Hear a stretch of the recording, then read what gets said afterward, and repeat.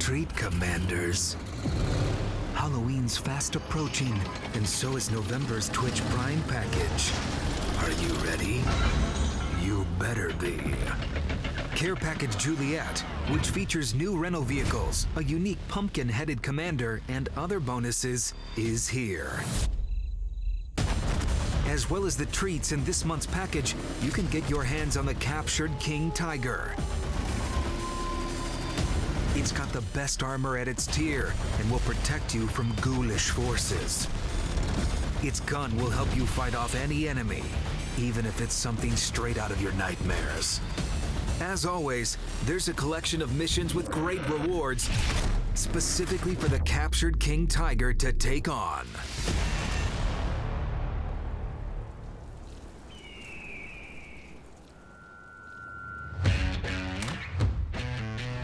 Care Package Juliet is even more interesting.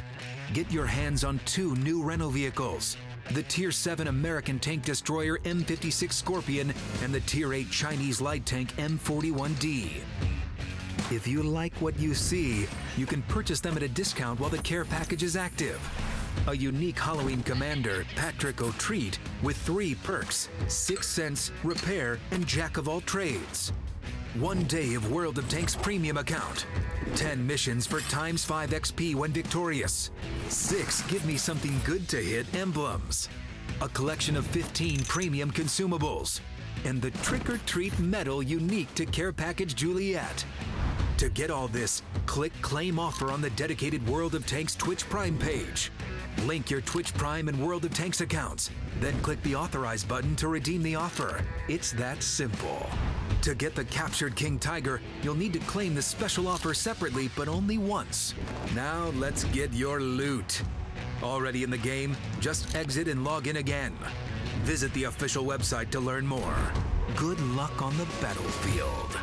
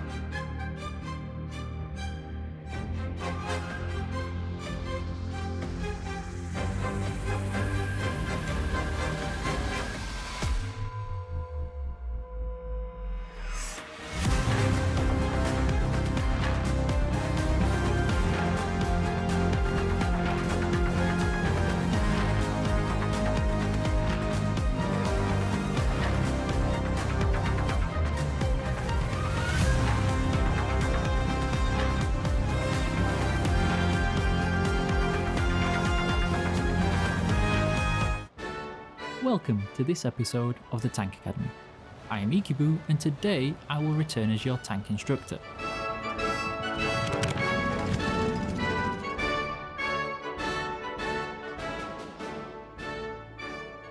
Today we're going to cover an iconic vehicle that most of you should be familiar with because of the role it played in history. I am talking about the legendary M4 Sherman.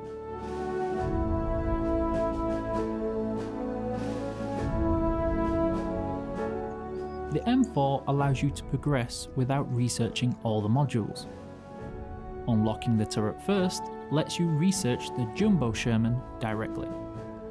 Alternatively, if you plan on putting any other modules or equipment on the tank, you'll need to unlock the upgraded suspension, letting you use the upgraded engines and the 76mm cannon.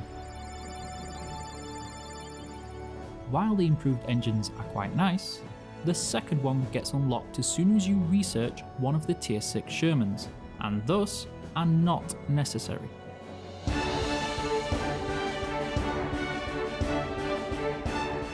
The main gun options on the M4 are the 105mm HE derp cannon and the 76mm high velocity gun. The 105mm is great for delivering devastating high single shot damage to lightly armoured targets, at the cost of low velocity rounds, making sniping very difficult.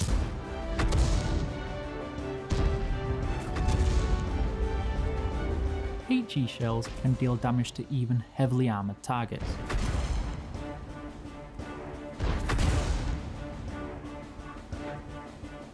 But I advise you take some heat rounds just in case you find yourself in a position to take advantage of a weak spot and guarantee high damage. The alternative gun is the 76mm, a classic high rate of fire and penetration cannon with average damage. Great for sniping. You should load mostly AP and APCR for more armoured targets to ensure you keep your damage consistent.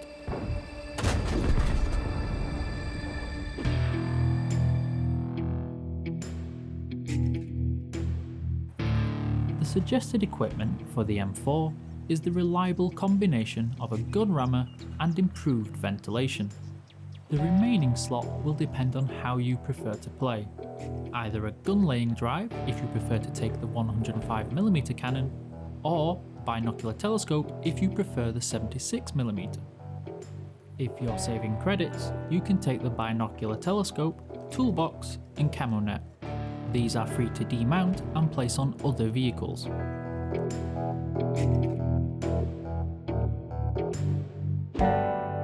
I suggest for consumables the standard setup: a fire extinguisher, repair kit, and a first aid kit. These consumables will help you get out of trouble in most situations. Alternatively, the bigger and better versions of these consumables can be taken, but they're more expensive and not advised for new players who should focus on saving credits.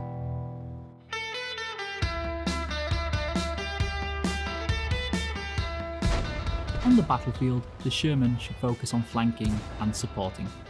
Take advantage of your fantastic 12 degrees of gun depression. Hide your hull behind terrain or obstacles to stay safe while punishing your opponents. This hull down playstyle will be consistent for all the tanks you will play along the line.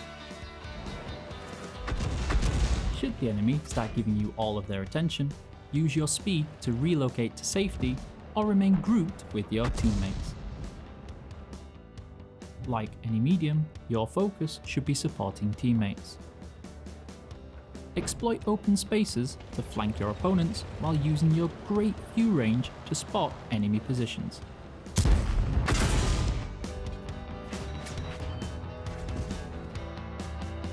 Alternatively, use HE rounds to detrack your target in the open,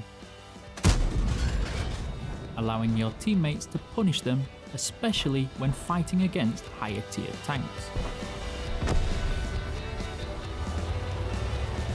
The M4 leads to some fun tanks along the heavy line like the Tier 7 T29. The medium line holds some gems, like the Tier 6 Easy 8 Sherman and the Tier 8 Pershing, leading to the pattern tanks at Tier 9 and 10. We hope you find this guide helpful. Subscribe for more guides and for all official World of Tanks news, and I will see you on the battlefield.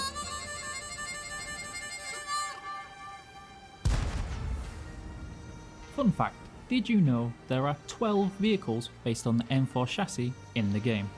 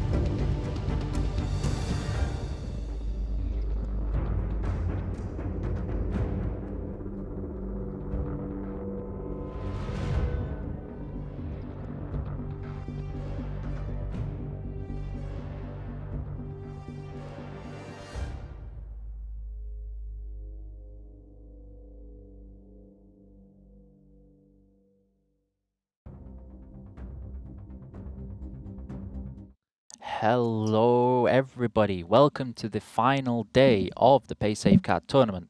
So I'm just going to make sure that there's no interrupting sound or anything coming from my screen.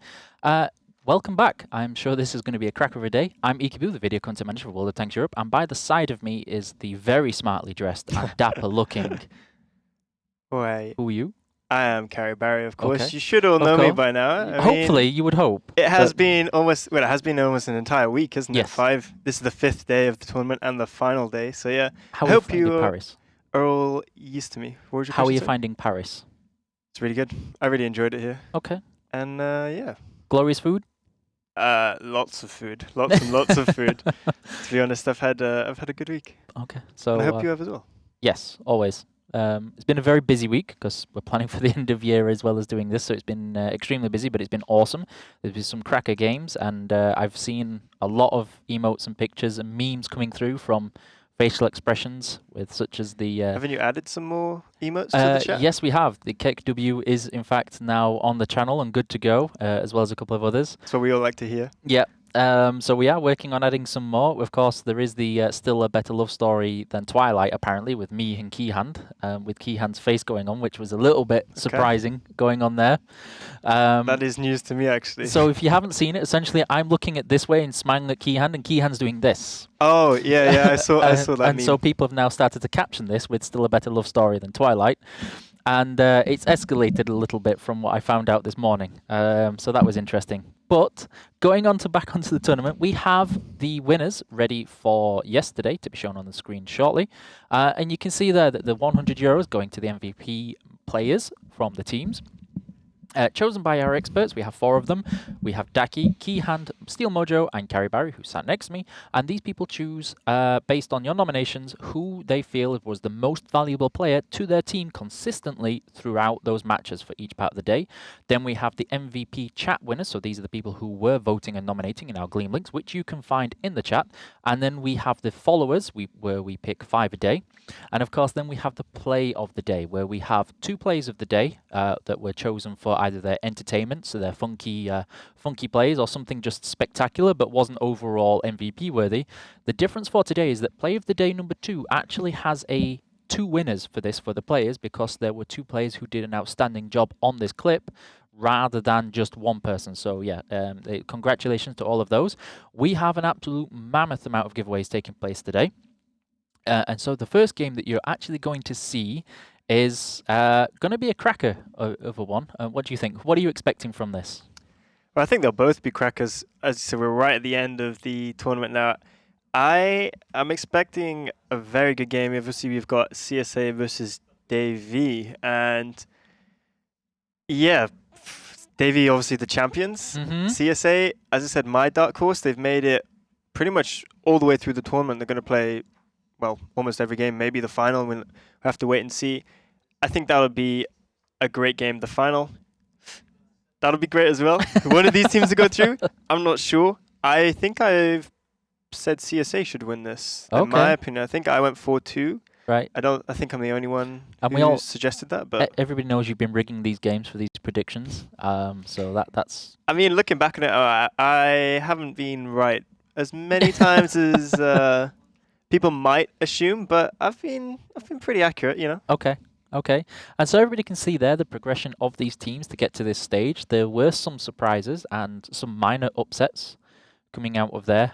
Luckily, there are certain teams that, even though they were surprised to drop to the lower bracket, have managed to fight their way until the very end, which is... You might be talking about Davey there. I mean, they got knocked out early on and they're coming all the way to, well, one bar the final, the lower bracket final. So today's first game is actually a rematch from the second day. I am curious to see if this is going to end up ending in a very similar style, or if it's going to be kind of learning lessons, learning mistakes, and adapting tactics from what they did on the second day. Yeah, I think that's what will be interesting about this first match. Obviously, they met on match 7. You can see right at the top of the winners bracket there, Davey versus CSA, and they're now meeting in the lower bracket final. And CSA won that 4-2. So, you know, fairly convincing win. I think it was actually a closer game than the scoreline suggests. You know, could have gone to a tiebreaker. But I wonder if the teams will have adapted. I actually spoke to insane yesterday. And he was saying that he was surprised by the way that CSA played, and they bring out some special strategies, I think. So I wonder if this will be a key feature in this game as well. Having the teams play before earlier in the tournament, I wonder if they'll have learnt from the kind of play styles that both teams brought out, and if they will adapt specifically for this one match, because if they win this match, they'll be through to the final. They'll be guaranteed some of that juicy prize pot as well. Big monies. And so for today, we actually have another daily code. Now, this code is actually a little bit special because I know many people love those personal reserves. But for today, entering the code will actually give you 1 day of premium account, which everybody likes, loves, and wants. So make sure you enter that and share it with everybody. We have increased the number of activations because yesterday we actually managed to cap out, not yesterday, sorry, on Thursday, we capped out in the number of activations on that. So we have increased it to 50,000. So first 50,000 people get their 1 day of premium account. If you miss out, unfortunately, you've missed out, but hopefully it won't. You've got a lot of time, I think. 50,000 activations. Well, that's what we thought, but on the Thursday, we had 25,000 activations, and by 5:30, it was gone. So it's not even halfway through the stream, actually. No, it was very, very quickly all gone. And now part of what's been going on this week is that our experts have been finding really juicy key moments. You've seen it with the player day, the MVP, and they've been finding clips and highlights and taking notes of these. And we've managed to get together a really quick highlight reel of some of these. And so we'll go to this, and you can hear the commentary still taking place. There's some very interesting commentary moments in there, but we're really looking forward to what's going to be seen. Zix, he goes on fire as well. I wonder if they'll be able to take him down. Maybe even the HE spams coming in with the remaining HE shells that they do have. Man, that's oh, blow up! That's a big one. Gursky actually manages to take a 1500 HP on General Zix there. That's actually a huge... It's gonna be a big clash. I wonder will any of them stop, or actually they're just gonna go and jiggle it out in a melee. It does look like it's gonna be a standout, like proper brawl. General Zix and a couple of the guys from Devi are actually taking the upper side of the battlefield, while Zix is deleted from this game. Ducky, what's going on here, man? Devi is starting to take the upper side of the map, though. You can see all of these Trust tanks here again are getting stuck from the bottom side. Ashley, Benson, and the EBR coming out from the top. The HP is about even, but it's about positions here. Trust is trying to bully themselves through. They're trying to push in. In the meantime, the Crossfire is coming in from the bottom side. Though that's the 279 and the double STB, and now they're re-pushing again. Trust has done very well of driving on these ramps, though. If they can take the top side, it's going to be horrendous for the side of Devi. Skirga now on fire, but the kills are coming in. It's left, right, and center. Magma and Alco Hero need to get into this game, though, because Trust has won the upper side of the map, which is very, very important. I think they may have just done enough to actually get out ahead in this one. They're actually doing a massive time until one of these Invul guys comes. You can see the panoramic view. You even have a little bit of archaeology in the background there. It was actually built by a Greek king, Mojo, believe it or not. It looks like a nice beach, man. You can do archaeology that and looks, bathing that in the looks same like moment. Mojo, if this is a nice beach, I don't know what beaches you've been going to in your life, mate. That looks really rocky. Yeah, it's fine, man. All well, good. One goes over the top, the second follows him soon. Piotr is going to be the next one to come and try and clean up the room. I was a poet before I even know it. Rishek now coming in again. That rhymes. Like you meant it. Yeah, Rishek coming over the top. He misses. Piotr! There we go! The prize is in! Piotr takes Kaizu what down in a watery grave. What will people do for 100, man? Yeah, unbelievable. High five! Dude. We gave Rishek 1 MVP for jumping off a cliff, and now everybody's like, well, let me try it. And so there was those. We saw Mojo's perfect and ideal beach going on there, and Daki's rhyming skills coming out strong. Of course, everybody's loving those so far in this tournament. So there was just some of the clips that we've had highlighted from there. There are plenty of them. We've tried to choose the best and most entertaining ones. But that being said, we are ready and good to go on the very first of this remake clash of the two teams. And as Barry said, it's going to be interesting to see if should be learned. A cracker. Yeah, it should be very interesting. I'm curious to see if Keyhand and Barry are going to be doing this the whole time onto the monitor like they did the last time.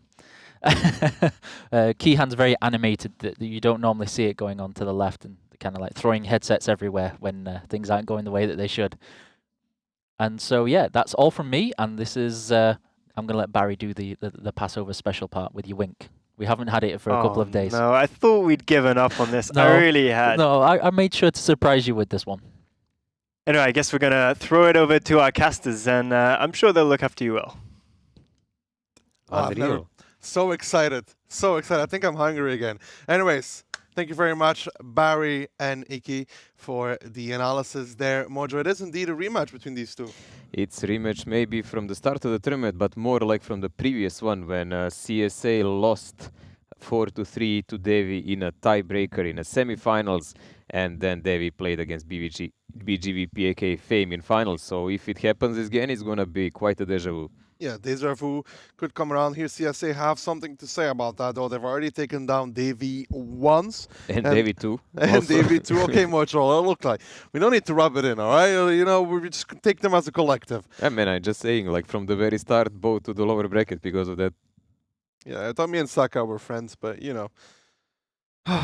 Unfortunate. There goes his moderator status anyways. It's been a hard path for Devi because they had to go straight to the lower bracket, and then every game is quite a loss. A lot of tiebreakers they played on this tournament also to come There's here. a lot of close games there. Why did you decide to vote for Devi in this one? Unlike our analysts. Because I want to have a clan after the tournament is over. That's the only motivation. Listen, Magma wrote me, we're ready, we're prepared, we're feeling good, we're feeling better every day, so yeah, I gotta put some fate, right? I was kind of like... but I think it's the first time the predictions are split. They're very split, but only two of ours are actually first time same. Weird. Weird, Mojo. It's like we can see into the future. Well, first game here, Cliff and CSA between these two teams, Mojo. Double RD again for Devi. Yes, CSA on defensive side, splitting hard, sending couple of tanks up, but STRV first time employed by any team so far as I believe. Majority of their forces going for that 1-2 line. 279 will probably be left in the back while the others go in a hold down. Chieftain also left in the back, and Barchat going from the top of the hill. Only EBR spotted in front of the mediums. Barchat going straight for the back climb we were talking about in one of the matches, if you remember. Yeah, we saw Failware do this in a very quick succession of moves. Failware always been very good at those climbs. Combat a little less good, but here comes the push already. Crazy Brutal driving down, takes 2 shots for his trouble. The CSA tanks, they have now started to push 1-2. You can see there's a double 279 though. They're further back than last time when we saw this happen. Can they do enough damage though? Double arty for Devi pretty much provoked CSA to do its reaction, but I'm wondering, was this actually a mental trap? Devi was doing that quite a lot on the tournament. They're massacring the tanks of CSA. I just don't know if it was a trap, why they actually left Dr. Nix down. He should have been up with Titus, so he can stay alive longer. Well, Chomi and Killa here between the CSA 907s. They need to pick up Froley. This 279 here, if it lives, it's going to be great. Killa probably to pick it up. He does. Chomi now facing off towards Zilka. But we saw before, Mojo, this position, it was working great in the beginning, but then afterwards, the tanks just slowly died, and Zilka getting pen after pen. Zilka is playing magnificently there against Chomi one-on-one. Vilda, on the other hand, picks up Magma in his 907 on the other side of the map. So we still have the control of the lower side of the map by Devi, but Zilka is doing a number of them, and the HP is quite equal. Passive play here now on the other side of the map by Devi. Of course, they can't do that much, but they're rotating around the lighthouse or around the top of the hill, so they can maybe create some alternative crossfire. I don't know, are they aware that Bachat is already up? They should be. They should be. They should be indeed, but it's a flank of a double 907, so Combat can get a lot of good shots in, but also needs to be careful, obviously, because there is still an RD alive for the side of Devi. Spitman is also alive, though, however, for CSA, and he picks up Chomi in at 279. Zilka now trading with Killa. Jockey moved up in the meantime, though. Zilka here, if he wins this trade, it'd be crucial for his team. Killa doesn't connect, but Zilka does. And that's going to be that second 279, soon to be dead. He can even wait for his Artie to pick him up. Man, seriously, Zilka is a hero of a day here for CSA, keeping them alive on that side so they don't have to over-risk it. If Killa falls, he's going to be a 4th tank of Devi doing so, but they're already sending some kind of reinforcements. Korana is above Zilka, but I don't think he can actually push him. Oh, this RT shot was like a very bad reflex, man. I think he was already dead when the RT clicked. Well, Devi obviously is still on the attack. Tuxi takes a shot there, and they are the ones that have to make the move. They have lost those 3 tanks in the bottom side, so there is that for them. Buzuk and Skurga now rotating back up. We've seen that plenty of teams in this kind of situation actually like to rotate a bunch of mediums down and try to take out Zilka and Vilda, who is also there on the lower side of the map, I think. And that should be their move that can win them the game with some kind of parallel push from the upper side, but I'm not sure that actually Devi has enough tanks for such an action, and especially since they don't absolutely control the middle, because that Bachat is still on the top of the hill, and he can harass them with pain in their butt. Also, STRV is in position on K5, so the tanks from the middle can pull back toward him. Korana and Jackie pushing on Wilda. Wilda is on one shot. They're turning towards Zilka now. Yeah, Korana here down towards a one-shot. They need to pick Zilka, but it's not going to be happening before Korana goes down. Zilka here gets the shot again. A good connection coming out from that one. Jackie misses the shell as well on towards Will. Zilka in return doesn't connect either. Shifter now coming in with the bat. Jackie needs to win a one-on-one here. 643 HP, but Unji from the side comes in and picks it up, and that's Jackie down and out in this rotation here for the side of Devi. It's costing them, and it's costing them dearly, and they still haven't killed Zilka. And Shifter is pinned down also, so is Reich behind the corner. I think CSA effectively checkmated Devi here, and unless some big mistake from CSA happens from their side, and we haven't seen much of those in this tournament when it comes to this kind of situations, I don't think Devi can pull off the win on this. We'll have to see, though. The HP is now heavily favored towards CSA. It was even at some point, but now more and more getting favored towards the side of CSA. Shifter on one shot now. He's not even on 600 anymore. And they still have nobody that can really kill Zilka. Already comes out on towards Shifter. Doesn't connect, however. Are they blind shooting toward RT position? I think Saka is trying to get a blind shot. Yeah, they are. They are. Will they find him, though? Will they find him? I think he's a little bit more left from Well, that Sweetman is perspective. probably just saying, yeah, you're connecting, you're not connecting, and things like that. They didn't connect a single wire. And they know that he's there. They know he's there. There is nowhere else on the map that Titus can be. That's the flaw when you actually don't have the control on the lower side of the map, because enemy can do whatever the hell they can. Zilka's position is so crucial, man. He survived everything. I think they just didn't throw napalm on him or something like that. Busu gets spotted out and then at 907 on the crossing. Let's see how much damage he can take. Can Saka connect? No, he cannot. But Sweetman in return picks up Shifter in the bad shot. Buzuk will get Zilka. He should get Zilka, but at what cost? He will have to pay for this. He already took one big shot from 277. He picks it up now, though, so that is some control here gained from Devi. Yeah, to what price, as you said already, because now, okay, they have some control over their own base, and I would say Titus is very lucky to survive so far. But what is the next move for Devi, man? They are down on some HP, but more importantly, time is ticking away, and position-wise, I don't think they have a single advantage at the moment. There is an opportunity here for Buzuk to retake D1 very slowly, though. We have seen this from other teams before, but there's a lot of CSA tanks there. Yeah, also they really are not in a great position to push them from the top without taking some significant damage. The only thing they have going for them, because STRV will probably not be the part of that battle, but in one moment, if the HP comes close, it will. There you go, Ziggs, Reich and Buzuk are pressuring on Radim. Radim taking a lot of damage for free here. Yeah, not bad actually. They're coming out. The HPs are actually not 100% correct. Keep that in mind. Reich is much lower than he actually is. Some slight issues with the mod there, but Radim for sure is on 594 HP. Yeah, Radim is really close to dying. He's pretty much a two-shot. He's covered by mainly EBR and RT, I think, at the moment. And he's gonna just try to pretend to be a punching bag and slow down the progress of Devi, so the guys from the upper side of the map can do something Reich about didn't it. just get banned by RD, don't worry. It shows 1.2. Yeah, it's too much. He was, well, it could be from the GC, but he was already on 1.4 KHP, so you don't think that RD just banned him. Just so everybody's aware of that. He does, obviously. Yeah, it's dirty shot. It's 1.2k. So obviously, RT overpowered. Oh. Just throwing that out there. I mean, it was still a big shot from RD nonetheless, but Considering it's for free and made Raj back up. But I don't know what he actually expected there. Like his proxy, like it's normal that the Arctic is gonna pounder him. But there you go. Rotation coming in from Devi Force, pushing the upper side. The last choice they have absolutely zero remaining option. Buzuk pushing and taking so much damage here. What is going on with driving licenses here on upper side? yeah, Whitehair making a little bit of a mess out of it, driving over a statue and failing, and Buzuk and Reich pushing in way too early compared to the rest of their team, and now it's easy pickings for the side of CSA as Combat. In the meantime, removes that pesky light from the top of the hill that is Tuxi down and out, and with like 5 tanks left standing here for Davy. They've tried this strategy time and time again, and it's not worked time and time again. Fail after fail after fail, but they thought they have it under their belt this time, that they will do enough damage, but still that double RT bait, I would even call it at this moment. Doesn't work, especially since you lose that arty so early. Shkrga, last trooper surviving here next to the arty. He's gonna get picked up in next second or so if they actually manage to pen him finally. Saka, come on, man, I believe in you. No, it's Unji coming in from the side to pick it up. Titu's the last man standing, and CSA coming out strong on their defensive round here on Cliff. Gonna make it 1-0, Mojo.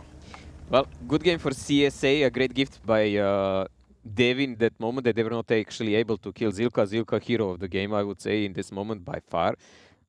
Pretty much destroying both of the 279s just because he was there and playing so well. He and probably did a ton of damage. He and RT, I will see his damage and pen ratio, but he and RT combined did magnificently. There we go, Zilka penning 14 out of 17, 4k plus 3k block in a really die position, 1000 assist, magnificent. Yeah, well played there by Zilka, holding strong. Even Nano got Amracked on the cross, actually. He's the bottom damage dealing 907 there. He did get 4 pens, obviously, but one of them was an Amrack explosion. You know as well, Mojo, that sometimes a tank that survives on a one-shot can actually do a tremendous amount of damage as well, so they were even a little bit lucky there. We had Zilka and Wilco. Magma, 0 damage. Not what you'd like to see. Whoa. A good assister. Not about much about damage there. Eh? I think he would have been better if Bro, he just... Nix did more from that corner where he was pinged. I honestly just feel like Magma in that 907 tried to go back to B2, B3 up on the elevated area. I think if he just goes behind the 279... I don't know why he did that. Like, if he just goes behind the 279, he can just trade against the 907 every single shell. Again and again and again and again. It's also the matter of amount of forces that Devi sent, if you remember. They were sending too few people too scarce, and they were losing them one by one. I didn't like that at all. Like, if you want to make a decisive push on Zilka, you actually have to make it work. Like, they have to be cleared before you rotate anywhere else. And they were sending, like, after that, Corona and some, and Jack, I think. Jackie free, yeah. Yeah, and they both died, man. And Zilka was still alive. Last man standing hero. So it was a bit sloppy opening. They did a lot of damage on CSA, but even the 1-2 repush delayed wasn't that great, to be honest. Yeah, it was confused driving on topper side like the map. They almost flipped on that on the ruins. Like, yeah, and Buzuk and Reich going in before any pressure is even put from the top. Yeah. As we said, we had that slight bug with the observer, but still, like, those guys should have timed it way better because they made opportunity for CSA to shoot just the bottom side first with most of the tanks and then turn around on the tanks that were pushing from top side because they pretty much cleared them for free. So that's not a scenario. If you want to bypass your previous mistakes, you need to play better than that. I actually voted in this one for Devi because they were playing a lot of hard matches.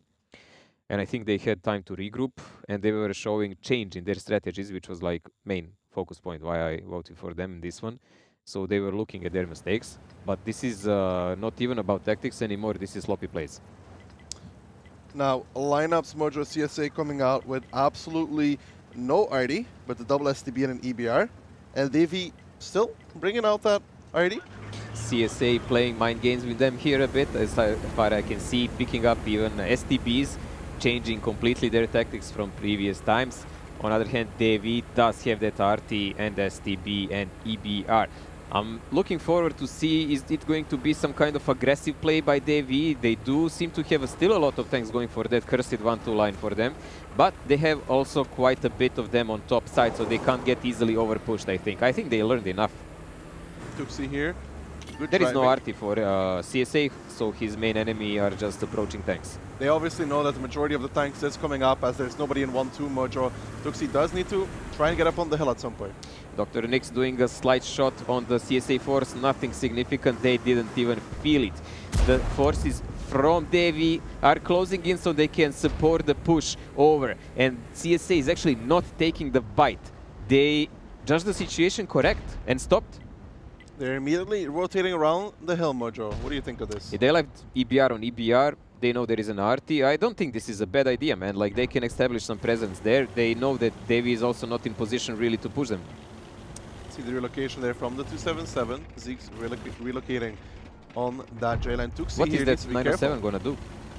You see that 997 on E4? What's he gonna do if the Chieftain comes too close? I don't know what Nalo is really doing there. If they repush, he just insta-dies. Like, Ghost is super careful at the moment. He's trying to avoid taking any damage. But probably because he actually doesn't know how many tanks is on the middle. There is no one proxying, so he is afraid if he overpeaks, he's gonna get squashed. And he's trying to avoid that. I mean, Ghost could climb if he wanted to. It's possible that the He's moving Chieftain... back completely.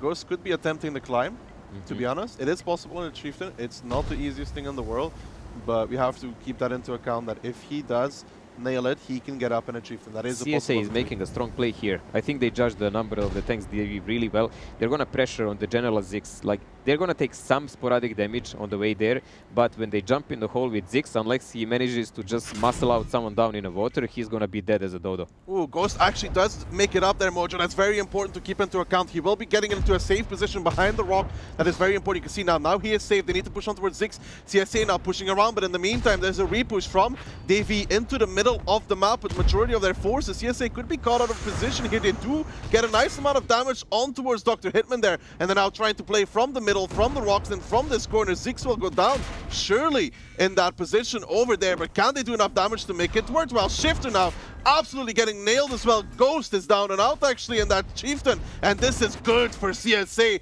Now they're coming back in with the push. Nalo does go down in the meantime, but look at this crossfire. Look at these tanks from the AV. They're surrounded. CSA is taking all the important positions. Even the battle on the EBRs is 1-on-1, and Nyx actually finishes off Ziggs instead of the CSA guys themselves. They're establishing their presence everywhere. That Chieftain is dead. The CSA is taking every dominant part of this battle in their favor, showing us really great promise how to read the map and game read.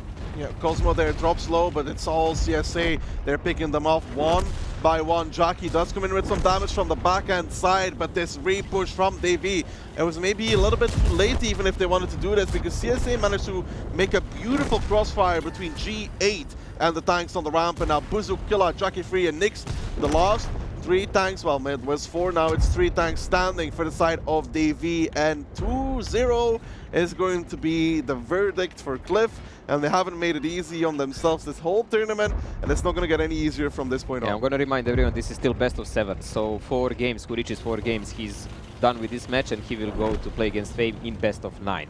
But this is still best of 7, and I didn't expect David to give out on Cliff so easily and make such a huge advantage for CSA, even more than themselves. I think they were completely late on reactions again in this game. Like, at the moment the Ziggs was pushed in his 277, I think entire Devi force should have sprung. Entire, immediately, the same millisecond. They were late.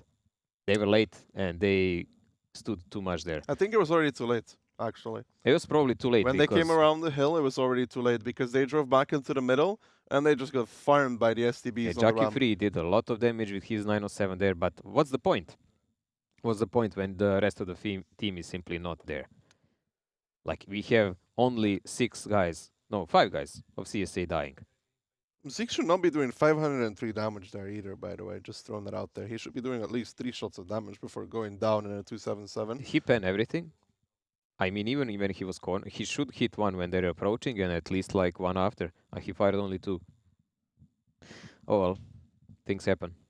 Things happen. CSA, I mean, it's not like he could have survived there. There is no way. Like, he's dead. Yeah, CSA did very well to the timing there. If Ghost actually gets all the way on top of the hill in that Chieftain, he would absolutely decimate most of them, actually. They caught him in the middle of the climb and took out half of his HP. It's kind of safe behind the rock, but not from like 3 different angles. Yeah.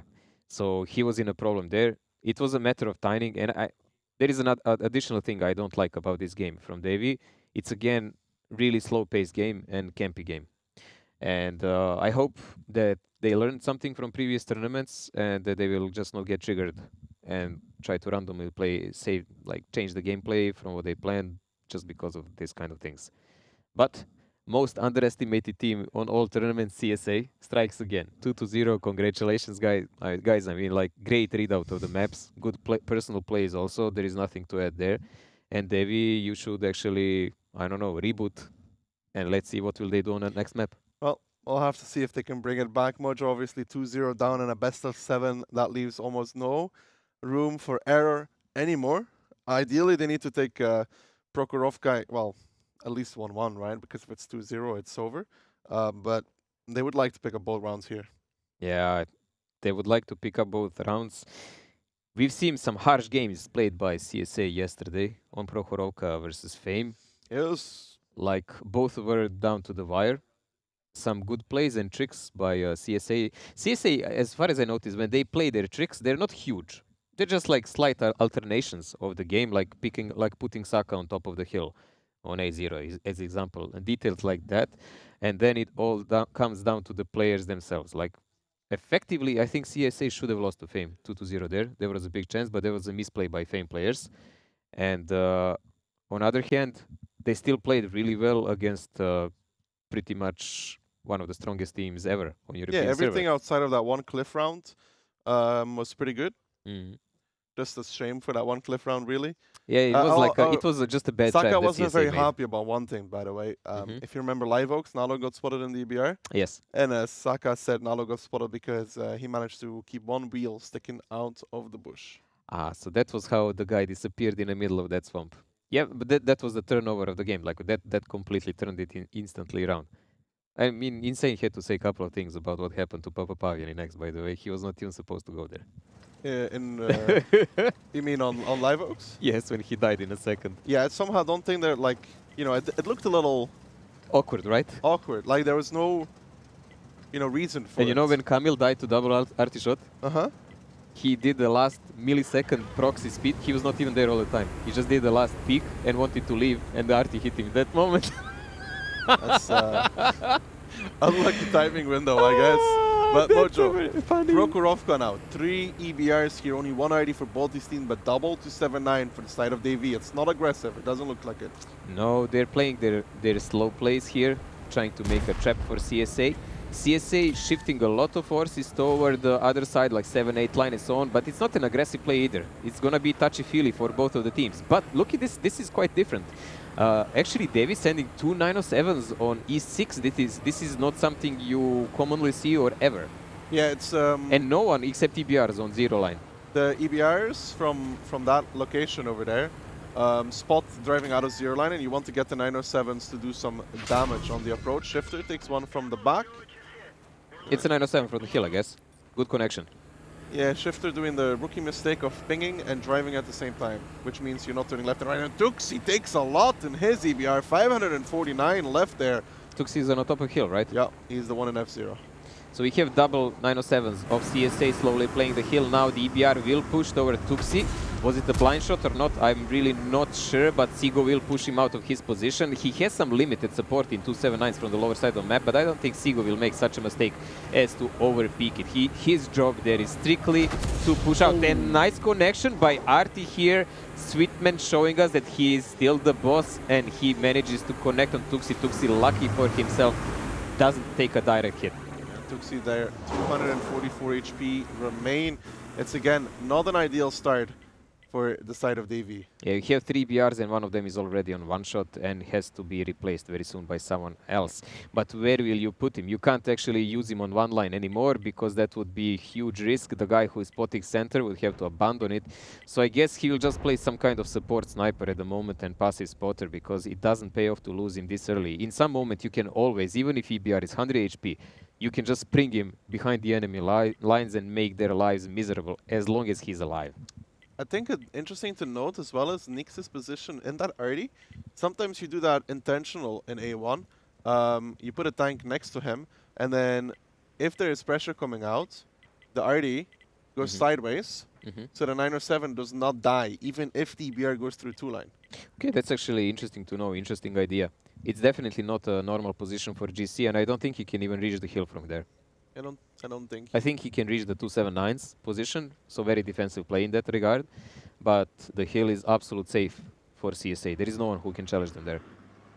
I think they may replace EBRs in 1-2, no? It doesn't look And if like he connected anyone, they will know where he is. Yeah, but it's still hard to completely trace him. No, not chasing wise, you know, but they will know, hey, he can't even hit us here. You can see there, Buzuk and Tuxi both in bushes. Buzuk the initial spotter, Tuxi the secondary spotter.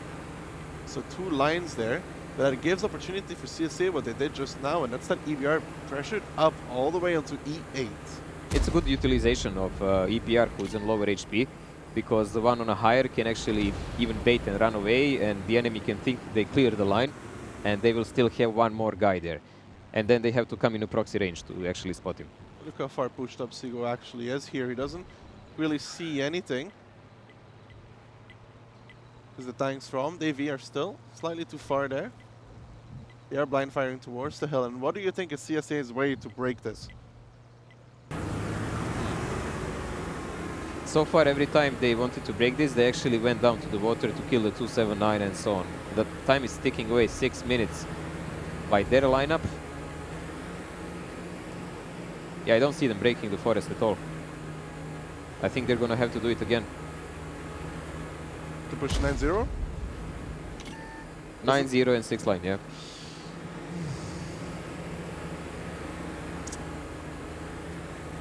I mean, we can see everything, right? Which gives us a lot of info. Yeah. I don't know. There's nothing to push on the middle. Maybe clear, maybe one aggressive move with one of the EBRs in 1-2 and see what you can get out of that, and then push 9-0, perhaps? Well, they can risk one of the EBRs like that. It's not like it's not done before in this tournament.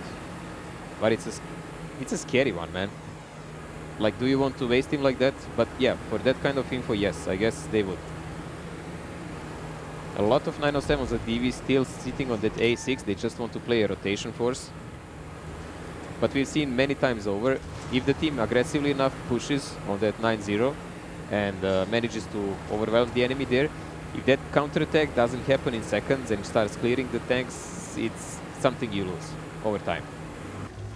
Especially because enemy usually clears the other parts of the battlefield and leaves lesser amount of tanks there. See, Davy thinking the same as you, Mojo. Thinking a 9-0 is going to be the way. A lot of tanks lined up here. We saw this as well from Fame. Getting these people ready here to do 1 or 2 shots each on the crossing. But CSA is one of the most patient clans on the server. But honestly, if we are watching that STRV on the top of the hill now, guys, who's taking F0, it says that they're going to do something there. There is no reason to leave him there unless they're doing it. Sigo also made an aggressive route in the meantime, and the chieftains from TV are starting to move into the middle of the map. I'm not sure if I completely agree with this, because there's a lot of times from CSA actually in 1-2, Mojo. If CSA smells that Devi is leaving 1-2 line, they still can quickly rotate on other side and pressure the forest full speed. There is still a potential for that. Well, it looks to be a forced push actually, Mojo.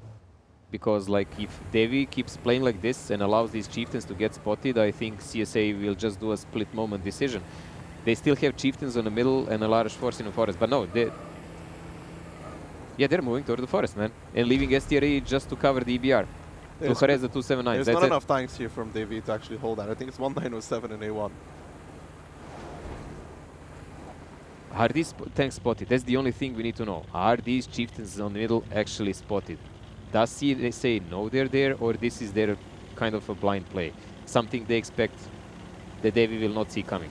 Nalo's going to be clearing bushes ahead of the main force of CSA. Are these tanks spotted? We're not 100% at this moment in time. Will Nalo find Buzuk?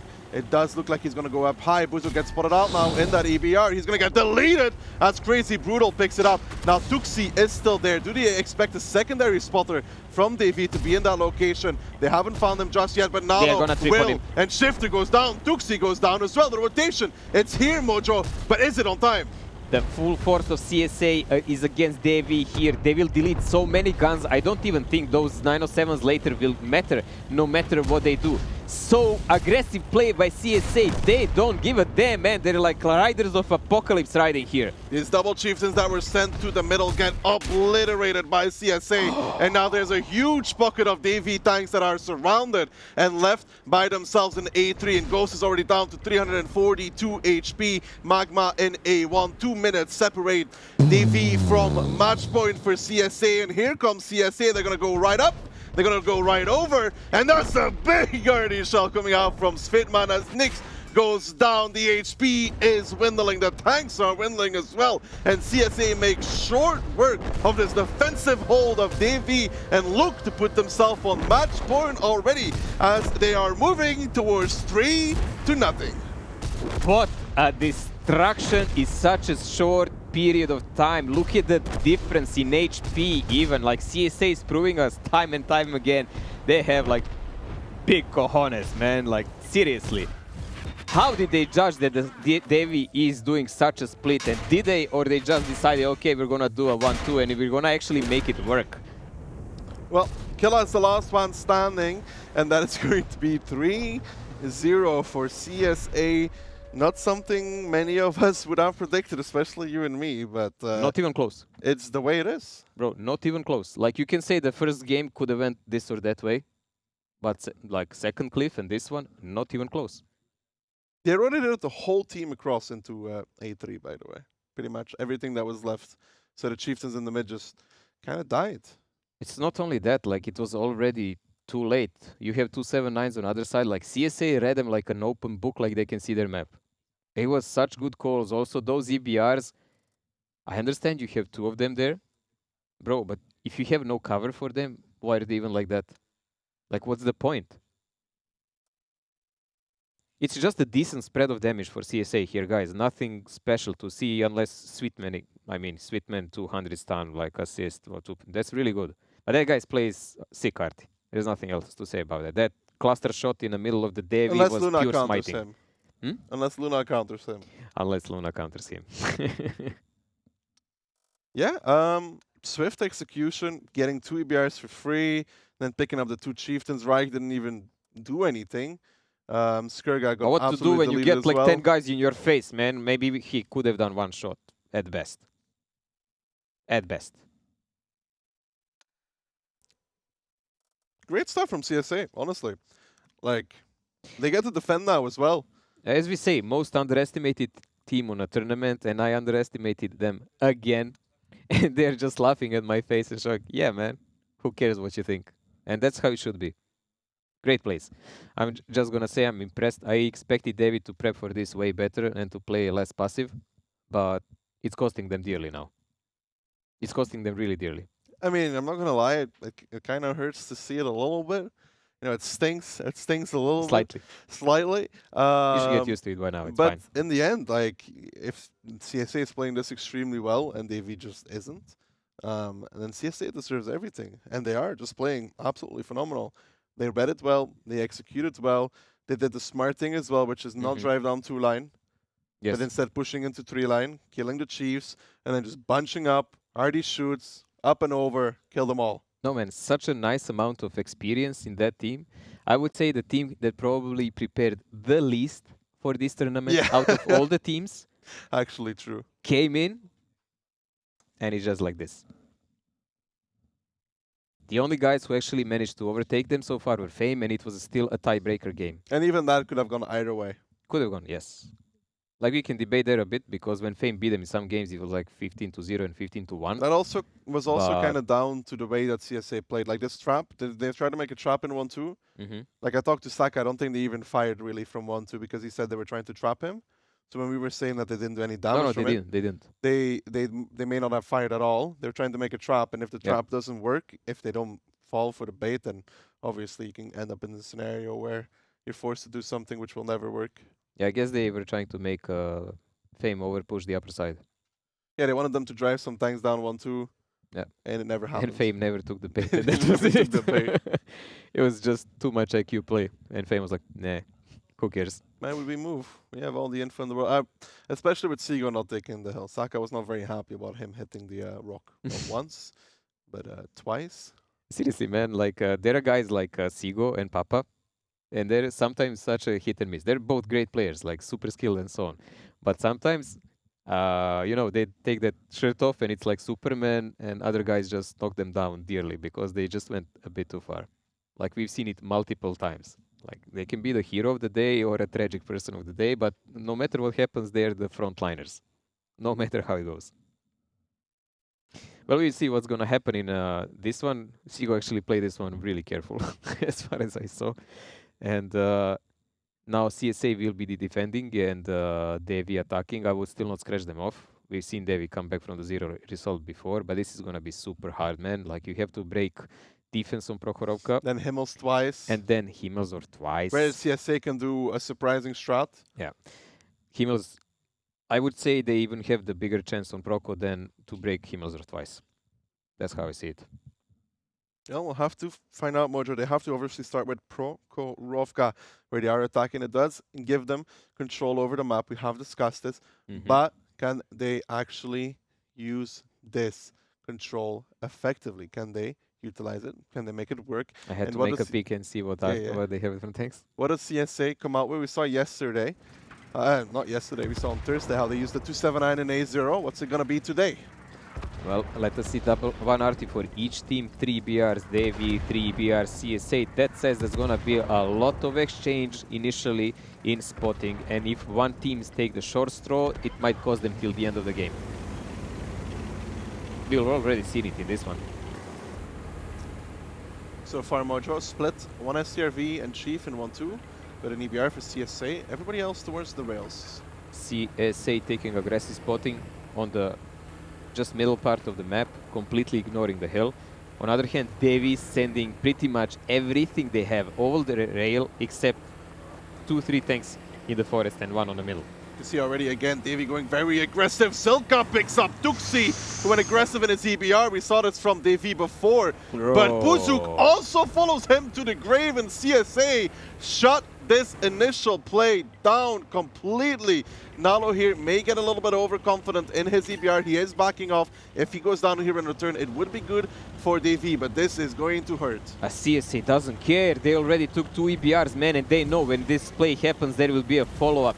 Is Devi going to their graves, man? Because entire team of CSA is already there. They managed to take out Sigo finally, but info is in. The jig is up. CSA exactly knows what Devi is playing now. Yeah. CSA knows everything that's happening, but they have not punished this crossing enough. Nalo did go down towards the one-shot as well, so this EBR trade Sigo went down in the meantime on the hill. CSA got a good start off, but now Mojo, this is a problematic now situation, because now without this punishment, as you said, Dr. Nix can actually pound these tanks on B9, and Devi, if they're smart, they're gonna not do these Tomoza trades here. They're gonna be chilling a bit because there is 8 minutes till the end. There is not huge advantage anymore for CSA. Those double EBRs pretty much negated themselves. They can also not push the forest. CSA guys, they should have just like STRV and Chief there. That's absolute defensive posture. So the cards turned. Although it looked like really dire and great sniping by CSA in a start, the cards actually turned. Positional-wise, Devi, I think, is in a better status now. Devi needs to make that RD work, and we talked about it beforehand that this RD needs to pound Radim in the 279. He is the anchor of this side. Yeah, he needs to be taken out. We've already seen that CSA played at lower position, where Devi is now, and they were doing like really bad trades in that match on Prokhorovka, and they should know the price of it. They should know the price Look at Ghosto, he kind of snuck by there on the side into that position we saw play before as well by the tanks from CSA. Insane pounded him to hell. Ghost here needs to make sure not to make these trades that we saw happening before.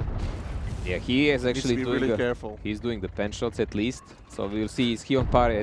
Ooh, nice penetration again. Good play, Ghost. Like, kudos to you. He does look like those 7-9s and the rest of the tanks are not that impregnable, but he got greedy, man, and he's getting pummeled for Here that. comes the repush too from CSA. They want to end it here. They want to end it now. Ghost there in a strong position, but Unji from the bottom side makes him pay from that. The top of the hill is coming into effect. There is a 907 there. White, Magma, Zeke's now focusing on the downside. The HP is dwindling for the side of Davida. The Reich and Chomi now coming in from the top with those chieftains. Can they make it work? Chomi comes in with the ramp. The HP though, 4,000 down at this point. Mojo, CSA coming in strong yet again. Reich and Chomi with those chieftains. We saw when Fame did it, they stayed alive for a while, but it doesn't look to be happening from the side of Davy as Chomi goes down. Reich about to follow him to the grave, and CSA seem to have been on roids today as they are taking everybody by storm. What a powerful message sent by CSA here now, making a great judgment that the prolonged battle will go wrong for them, immediately taking care of everything they could. Massive pincer push there, deleting all the mediums from Devi trying to throw everything they have there, but too late because they were far more spread out than Fame was in that day. The medium from the hill got deleted. That leaves just the stranded force of Devi, Korana and Shkurga on the middle, Dr. Nix in RT, Shifter on one shot in EBR, and Jackie pushing the forest side. Yeah, Jackie there tried to push out 1-2. Korana, Skirga trying to hold on for dear life, but there is no brakes on the CSA train. The Czech locomotive is streaming straight forward into the guns of Davy. Yes, they will lose a little bit of HP, but at the end of the day, they have come out swinging today and have delivered an uppercut that I don't think we would have imagined in our wildest dreams, and we underestimate CSA on every single step of the way, yet again today, and they had something to say, and it's bye-bye Davy. Damn it, man, like it went such a one-way battle so far. I would never expect it. Like if someone told me like place, I don't know, 1,000 euros on it, I would be such a loser at the moment. So only thing I can go away with, I can just say congratulations to CSA. Davy, you're gonna have to work way more for something like this. And Combat closes it out, and that will be 4-0 for CSA. 0. Absolutely stomping. We've seen 2 games with 4-0 in this tournament so far. It was Invil against PVS, I think, and Fame against someone, right? Trust, yeah. So 2 4-0 games, and this is a third one, and it's happening pretty much 1 game before the finals. Ouch. Trolley Combat, nice damage there coming out. Yeah, like you said, when we saw Fame do this kind of similar play, we saw them bring everybody at some point. Everything the same millisecond. They noticed there is gonna be a problem. They threw everything. People crossed from the middle, took damage. They didn't care. Everyone came. Everyone.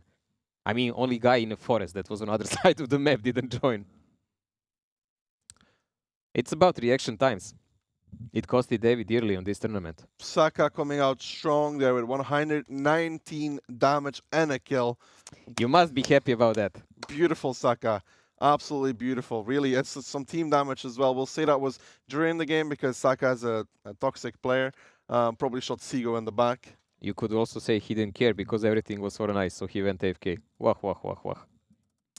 Yeah, no, nothing left to say about that. I mean, DV pushing out East straight, losing 2 EBRs for that. We saw them do it before. The time they did it, they got a lot more out of it, actually. This time, CSA seemed quite ready. A lot of times on the rails, sniped them down, hit their shots. It looked to me entire match, when I watched it, that CSA was always in planning step ahead of Devi. Every single game. Like they were pre-positioned better for the shots. And when they decided to do any action they wanted to do, they were doing it on point, fast enough if needed or slow enough if needed. Like, really great plays there on CSA side, nothing here to say more. Davy did so much preparation before the tournament, but CSA showed us, hey, you don't have to study school to be a millionaire, I guess. Yeah, Saka, the less he prepares, the better he seems to be. Next time, we just won't play World of Tanks for 6 months. It's a good payment for the previous tournament for CSA, who got kicked out by Davy. So that time it was 4-3. Oh, actually 5-4 for Davy. This time it's 4-0 for CSA. Wow. As far as I remember, when the prize fund actually takes, beside our viewers that are getting stuff every day of the stream by Paysafecard, the first 2 spots are the only ones who actually get some money. It's 18K for the first one and 7K for the second one. So the DV is actively out of the money pool. They will get 200K gold, 50K bonds, of which I think 50%, so that leaves 100K. And that's all that they will get out of this. But now we will see who will actually win everything else. Well, Mojo, that was it for us from the first match. But however, there are 2 wonderful and lovely people that would like to say a lot as well. So let's hear it from the analysts. Hello and welcome to the analyst desk. And yeah, we're still catching our breath here. We had to get here pretty fast. We didn't expect this game to be over so quickly, did we? No, I predicted that it would be a 4-2. Everyone else predicted this would go to a tiebreaker, in fact, and it was the opposite. It was actually just DV getting demolished by CSA. They were looking so sharp today. Yeah, CSA looked really good. They just seemed more coordinated. Everything they were doing was very efficient. Like, especially on Cliff, they kind of went to the middle and they just already rotated around immediately. It's like they got a bit of information, and as soon as they had a little bit of information, they reacted off it almost instantly, which we didn't see Davey doing. We actually saw them, as you said, kind of actually clueless. They got demolished. Yeah. Anyway, that being said, first of all, there's obviously things that chat wants to know more about.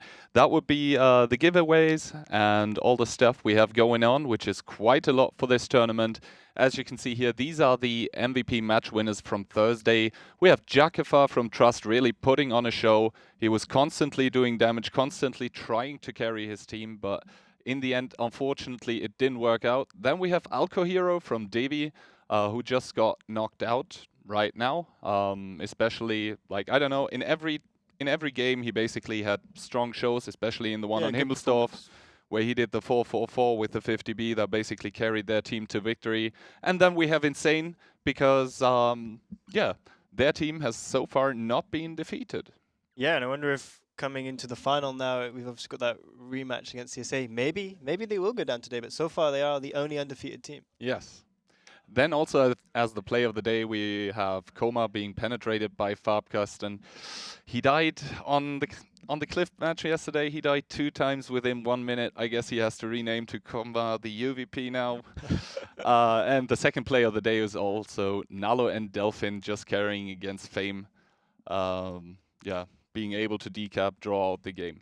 The daily follower winners are Andrei Lovro, and I'm gonna butcher that one for sure, Peternel Soklic, Taudi 1711, Dujan Markovic, Sebastian Grün. That's one I can right? I can get that one actually. Yeah, Derivas 76, and the chat winners are Nutik, Marek, Jeffrey, and yeah, there we are basically for that one. Other than that, we are changing the giveaways up slightly actually, since this is the grand finals day. Obviously, we're gonna step it up a notch. For the last day, we will have 4 MVP chat winners, each getting 100 euros in Paysafecard vouchers, and 3 player MVPs remain. And also, there is gonna be a tournament MVP actually. We analysts and the casters as well, we're gonna take a look at what the chat says, who they want the tournament MVP to be, and based on that, we're gonna decide on one, and that's actually gonna be 500 euros. That being said, there's also going to be a tournament MVP for the chat, also receiving 500 euros. Also, big prizes all around. Yeah, big prizes, but then again, it even gets better, because there's going to be 1 weekly follower who will actually be awarded 1,000 euros. Okay, you snuck that in there. I was unsure that was going to happen, but I was told by David if it. Yeah, he's shown me thumbs up, so there we go. I was right about that one. Just on top of the big prizes, you just put another one, like a monster prize right in the top there. It's not even the cherry, like it's a genetically modified cherry, and it just crushes the cake. All right. Super sweet. Yeah. Other than that, I think before we go to our, or basically to your analysis, I think we should take some time to appreciate all the big plays that we've had throughout the tournament. Or actually, I'm being told we go to the replays first. Sure. So whatever you feel comfy with, there you go. Yeah, I believe that should be Cliff, which is the second round. We saw Cliff and then Prokhorovka obviously being a 4-0 here. We only saw 2 maps.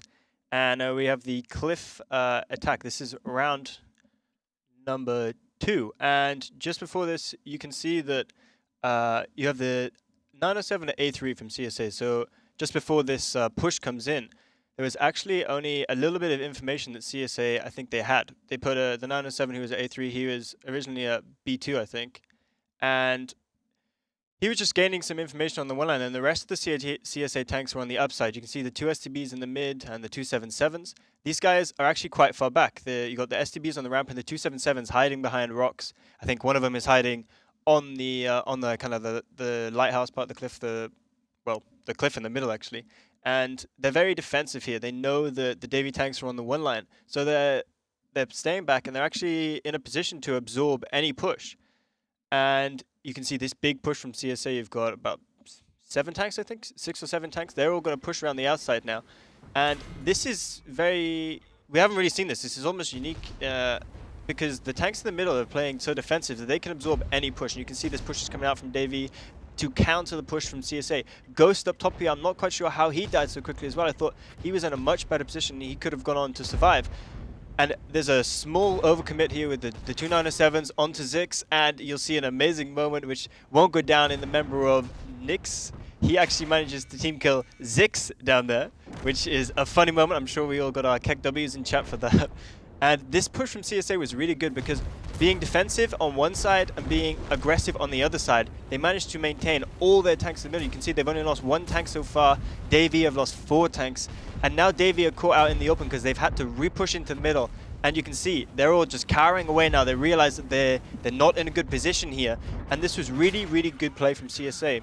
This is kind of a theme of the series here, the match, is that CSA were playing very good. They were playing quickly, efficiently, and it turned out to be very effective players. They won 4-0. But what was interesting about that was, as I said, that CSA seemed to adapt quite well. We mentioned that they actually played each other in match 7, and it seems that CSA have kind of taken a lot more on board throughout this tournament, whereas Davey seemed quite static in their approach to the game, and CSA were flexing a lot, flexing around. I mean, not flexing the fact that they won. They might be now able to flex that 4-0. There's one more game after that. They can maybe flex. We will find that out later. Anyway, you having a lot more XP than me regarding playing competitively, being under a lot of pressure. What do you think that's down to, losing 4-0? What might be the reason for that? Is it maybe tilt amongst the players? Are the communications just not on point? Is maybe the FC having a bad day? I mean, as I don't know the players so much, like, I don't know many of the Davey players on like a personal level, so I don't know how within their team they kind of work together. Mm-hmm. But I think mainly it comes down to, I think that they might have been overconfident coming into this tournament. They were the winners of the last tournament, obviously, which was a bit of a shock to most people. But being the winners, I think they kind of thought, okay, we're in a good position now. You know, they obviously went to Minsk. That went well.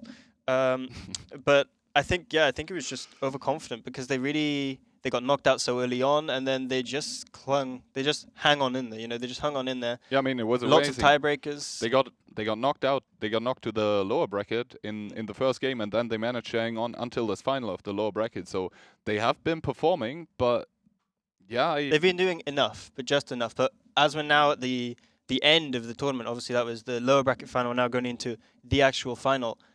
You can't just hang on in there right at the end. You know, you might be able to do that in the lower bracket and in the earlier phases of the tournament, but now right at the end, as you can see, it clearly wasn't enough, and CSA just outplayed them on every opportunity, every map, and they took the advantages that they were given, they were handed to them. I think this was only the third 4-0 we had so far in this tournament. One of them being Invil PVS, and the other one was Fame against Trust. I think no other 4-0 happened so far as I can recall. Invil Trust? No, what did you say? Invil PVS and Fame versus Trust. I think those were the only 4-0s we had so far. Those are the ones that I can remember as well, yeah. So I think so. Crazy for that to happen right now. They were earlier on in the tournament, and this is right at the end. You really didn't expect that. Yeah, but I just hear our second replay for this match is ready, so let's hop right into that one.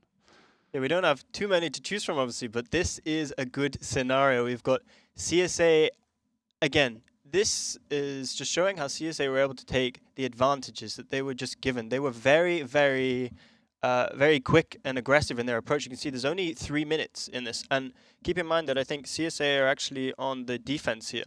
Yeah, so, I mean, 2 Divi EBRs are already dead. Yeah, that was interesting as well. That happened within, I think, 29 seconds. Tuxi went down right at the start of the battle. Buzuk followed him, I think, 10 seconds later, and Davey were already 4k HP down. And that is actually a very important point. Because Davey lost 2 EBRs within the first 45 or 60 seconds of the game, they lose the information game on Prokhorovka. You can see that most teams like to bring 3 EBRs. I think both teams in both rounds bought 3 EBRs each. And this is because on Prokhorovka, the information game is so important, where you have so many bushes and the map is also split down the middle. So having an EBR on each flank, maybe one in the middle, allows you to gain that information. And now that they don't have the information, CSA were actually able to cross over from the A6 area where they initially were. You can see they've gone from there. They've moved up to the B9 area, and they're going to make a very aggressive push onto these 3 or 4 907s down in the low ground because they've got a double overmatch here. You can see Ghost make some trades. He's now a one-shot. He actually goes down very quickly, and Zix is getting overpushed in a 3v1. White goes down in the back because you've got Radim there in his 279. He's kind of on the upper ground. The only guy who will really pen him here will be one of the 907s on the hill that you can see from Davey.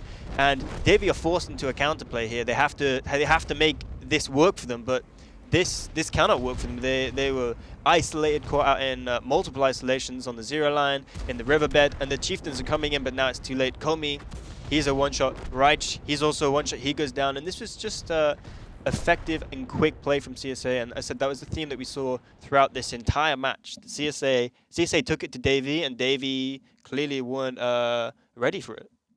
Yeah, very interesting stuff indeed. Other than that, wow, I still have to say I didn't expect the 4-0 at all. Like, I'm a little speechless actually here. I said I really don't think anyone No. have expected this, No, even in the chat. Like, none of our analysts expected it, and I couldn't have told you, unless maybe it's a diehard CSA fan, you know, wearing his CSA scarf, Yeah, CSA hat, go you know, CSA. the little glasses with where you can see the logo through everything that you look at.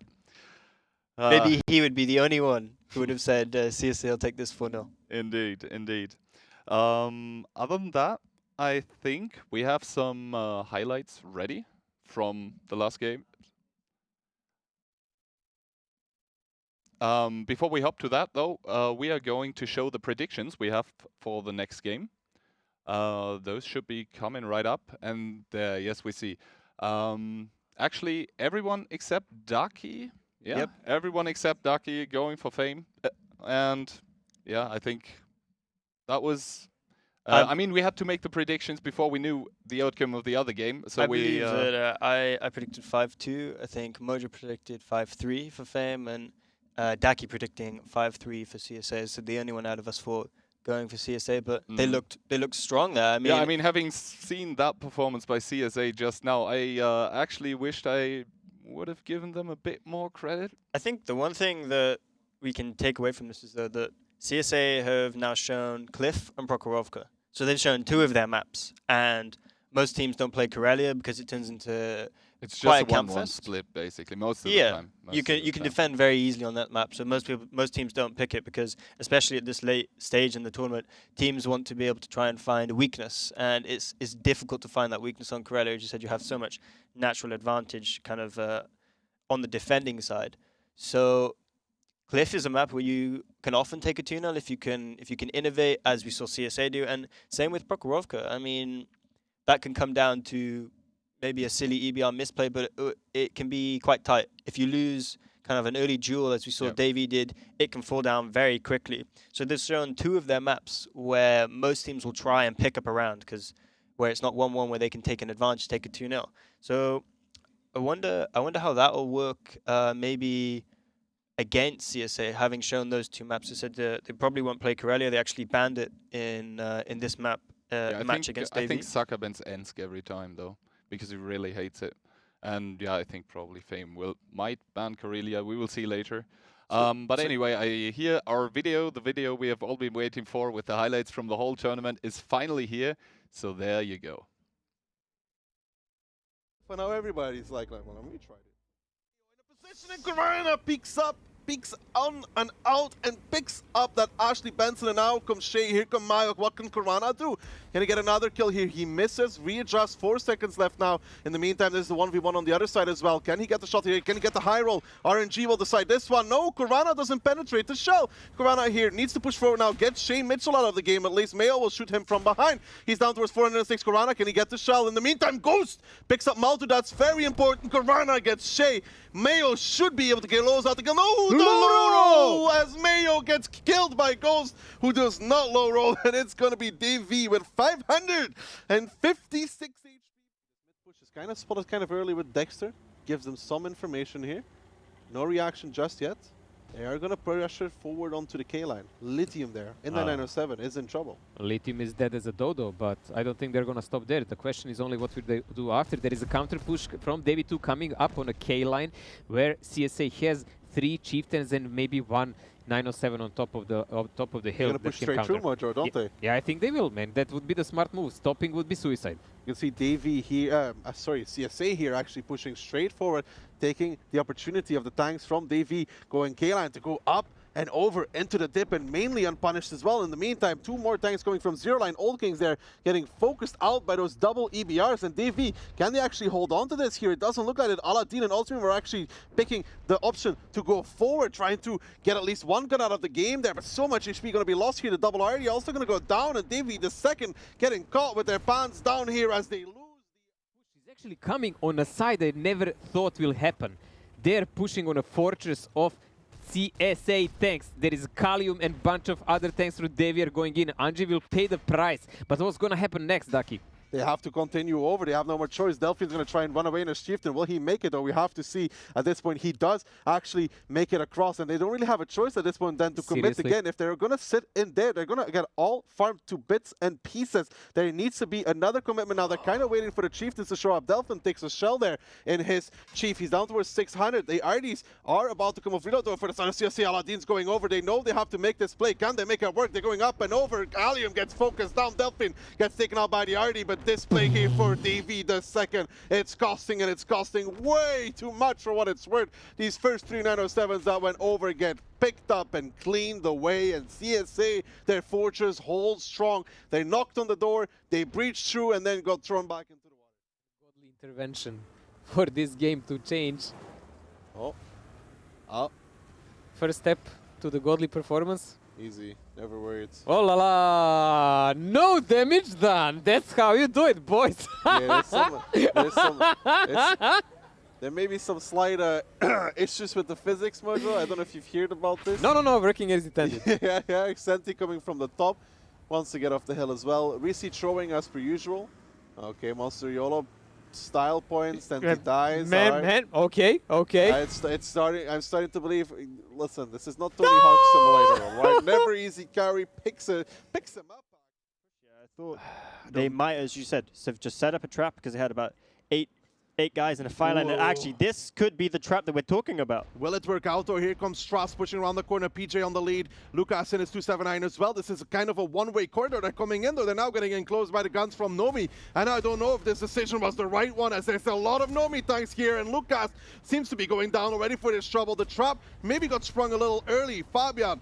Jakafa picks up Tomac, but in return they're losing so much HP, and Nomi should be well and truly ahead in this one. Exactly, because as you said, Nomi have managed to get a pincer engagement here. I think they caught Trust. It looked as initially that Nomi would have been caught by surprise, but actually it was Trust that were caught by surprise. They all kind of funneled into this one lane here, and actually Nomi, as you said, in the pincer, but HP is actually back even, and Nomi had about 2 or 3 HP advantage in this engagement. Yeah, but if you're looking at the gun in the game, Barry, Nomi has lost just 4, Trust has lost way more. If they can actually use those extra gun, that extra DPM into the fight, you can also see there's a chief.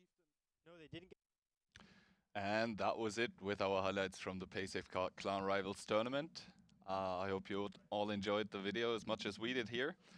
So yeah, this upcoming match, Fame against CSA now. It's gonna be a good one, I hope.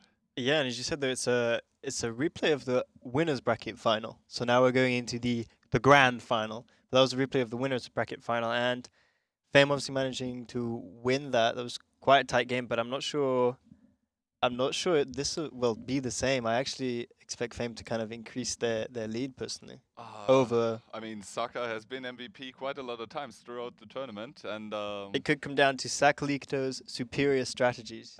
We will see Something what like that, right? has to say about that. I think we're in for a treat of a game here, and I think that's enough from the two of us. So I think we can hand over to lovely Ducky and Mojo. Ducky looking quite sharp today. Did you just call me short? I don't know. Sharp? Mate, listen, Lovely, sharp lovely. is spelled with an A, alright? Not with an O, Kihan. If I ever need somebody to do my financial bidding, Kihan, I'm going to be coming to you because Banking sector the secured. banking sector secured. Kihan's going to invest all the funds, all the gold that I'm going to yoink from the Davy Treasury after this tournament. It's not gonna be much, man. I mean, 250k. I can last quite a while on that, to be honest. 200. 200. Okay, Mojo. Listen, there's also the gold. Yeah, they're bonds. There's also the gold from Davey II, Mojo, taking a slice of everything. All right. All right then. But It's gonna stack up. CSA versus Fame. It is indeed a rematch of the upper bracket, and it was really, really close between these two. This is, however, a whole different ball game still because it's the grand final. Yeah, I believe that Fame is in a bit better position here because they had no reason to show anything new. They just could allow themselves to sit, kick back and wait to see what will CSA and Davey do, what kind of stress they're gonna prepare. I believe that CSA is also playing a lot by heart, and that this is probably one of the first matches they actually prepared something, and it was against Davey mainly. So I don't know how much time they had to prepare for the Fame in a change, even like which will not be even now best of 7 but best of 9, which means now that each team can ban one map. Previously we had who was a coin toss winner, he could ban 2, other team could ban 1, but now 1 ban each, and since automatically Fame is a coin toss winner, I guess they get the first picks of the map, so they influence that the flow of the match quite a lot with that. So Mojo, pick and bans here. Could you guide us through it? It is on the screen, and you have them on your little notebook as well. Oh dear. Well, anyways, the bans we have for Fame is obviously Karelia. They banned it the entire tournament all the time, so they probably It didn't. would also be my first ban to play against. Yeah, but they probably didn't even prepare it. No, it's just not. It's just also that CSA is and has been an extremely good Karelia team throughout the last recent time. I mean, it's not even just tournament. It's like, if you think back about like campaigns and stuff as well, it's the map where they were actually be able to beat Insane on quite a few times as well on Karelia. When I'm thinking back one of the campaigns, every other map, really hard, but Karelia seemed to be the one. It's so not not a only surprise that, like ban. on the first day people actually dared to play Karelia, but the camps are really strong, and by the second day most of the team started banning it. On the third day we never saw it ever again. So Karelia is done and dusted. The second ban was actually Ensk. Ensk was strong performance by Fame in every possible game. By any kind of strong fast pushes or slow rotations, they show promise and exact knowledge what to do. So CSA does not really want to play around there, I would say. Well, our first map is going to be Himmelsdorf. We saw Good old. Yeah, we saw Fame destroy CSA on Himmels. They destroyed them. We said already, it was not beautiful play. It was very tactical play, slow play by Fame. But by that kind of play, they slowly grabbed positions they needed to push Fame back, and CSA back, and then they dismantled them completely. So the game looked like that, but I don't know. It takes a lot of skill and communication between a team to be actually able to do that. That's not a job that anyone. You can't copy paste that tactics and just say yes, this will work. You know, you actually have to have players who can pull it off. We'll have to see between that. What do you expect here coming out from CSA and Fame on Himmels Mojo? We saw how they played it in the tiebreaker. Obviously, CSA will be aware of that as well. Well, we're gonna have a slight restart, so we can wait a little about that. Obviously, I don't know, man. Like, what would you do if you were CSA and you played from South, and you know how Fame played before against you? What I would you not change? actually change much. I would just change the mistakes they've done, because they had a couple of mistakes that allowed Fame to pressure them in. Otherwise, they would not have splitting up on the hill being one of them.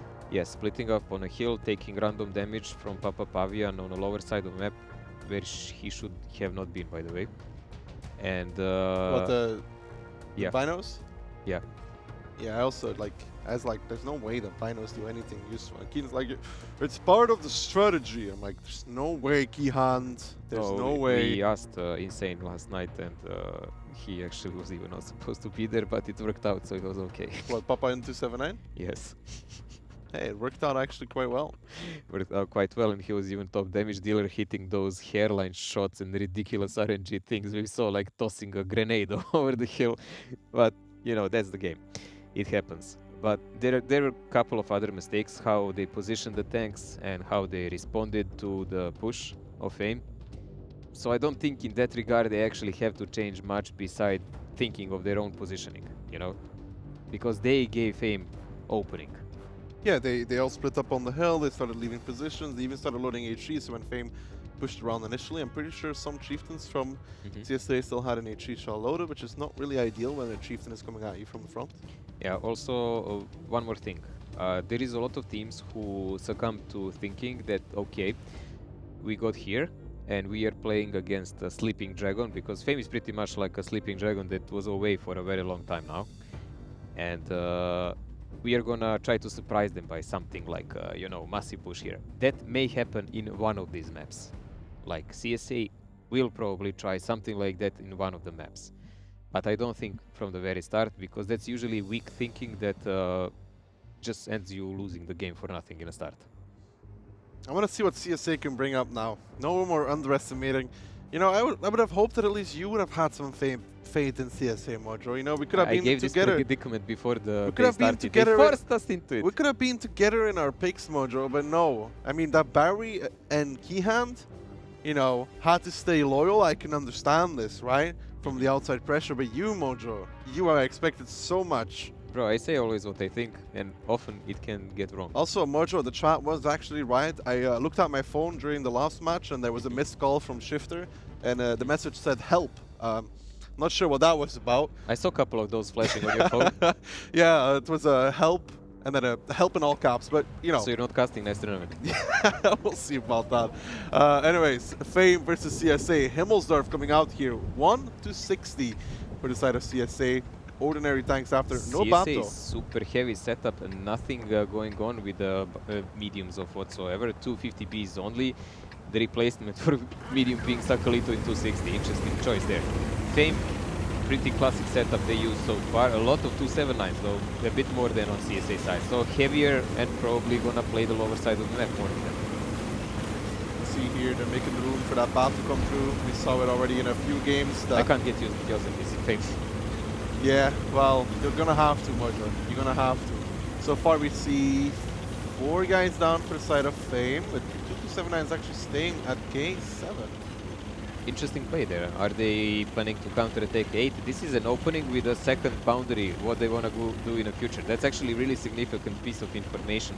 Leaving those 279s there and sending 3 279s to watch the rail and only 1 chieftain watching everything else.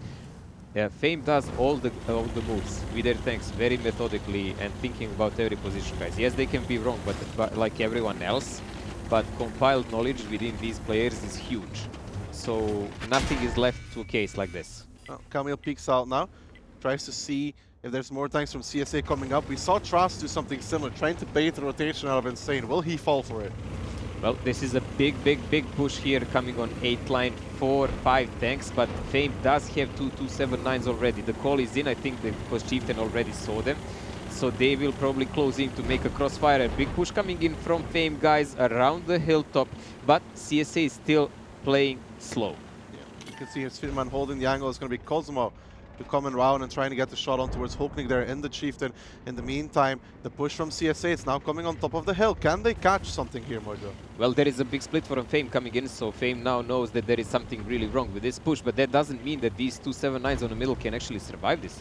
The question is what will happen in this kind of clash on the middle. We'll see the repush here coming from CSA around the hill. That's more important than the 8 line right now. Sakalito here gets struck by Insane and the Chief. He does make it up, but the push around the hill, it's the most important thing. Can CSA do it? Can they make it work? They're pushing up. Joseph here gets struck, gets held, gets sent back to the garage. Can they pick up Niall now in that Chieftain? Sakalito now pushing from behind the corner. There is still some crossfire here for the side of Fame, but is it going to be enough? Alien in that 277 holding from the side as well. Now Will drops low. Sakalito is getting those cross shots in though. That's very important. The HP ever so dropping in favor of Fame though. They're up a few thousand, but the gun in the game here, Alien's about to be deleted. In the meantime, the 1-2 push coming back out for Fame. They're re-pushing the 8 line as well. Insane's now left by the rest of his team as they're starting to back off. He's going to go down in his Chieftain, and CSA, Mojo, they still have 15 tanks alive. CSA still holds the hill, but they are now losing the entire lower side of the map. The Fame tanks, you can see them like a tidal wave. They're running away and pushing toward the base of CSA.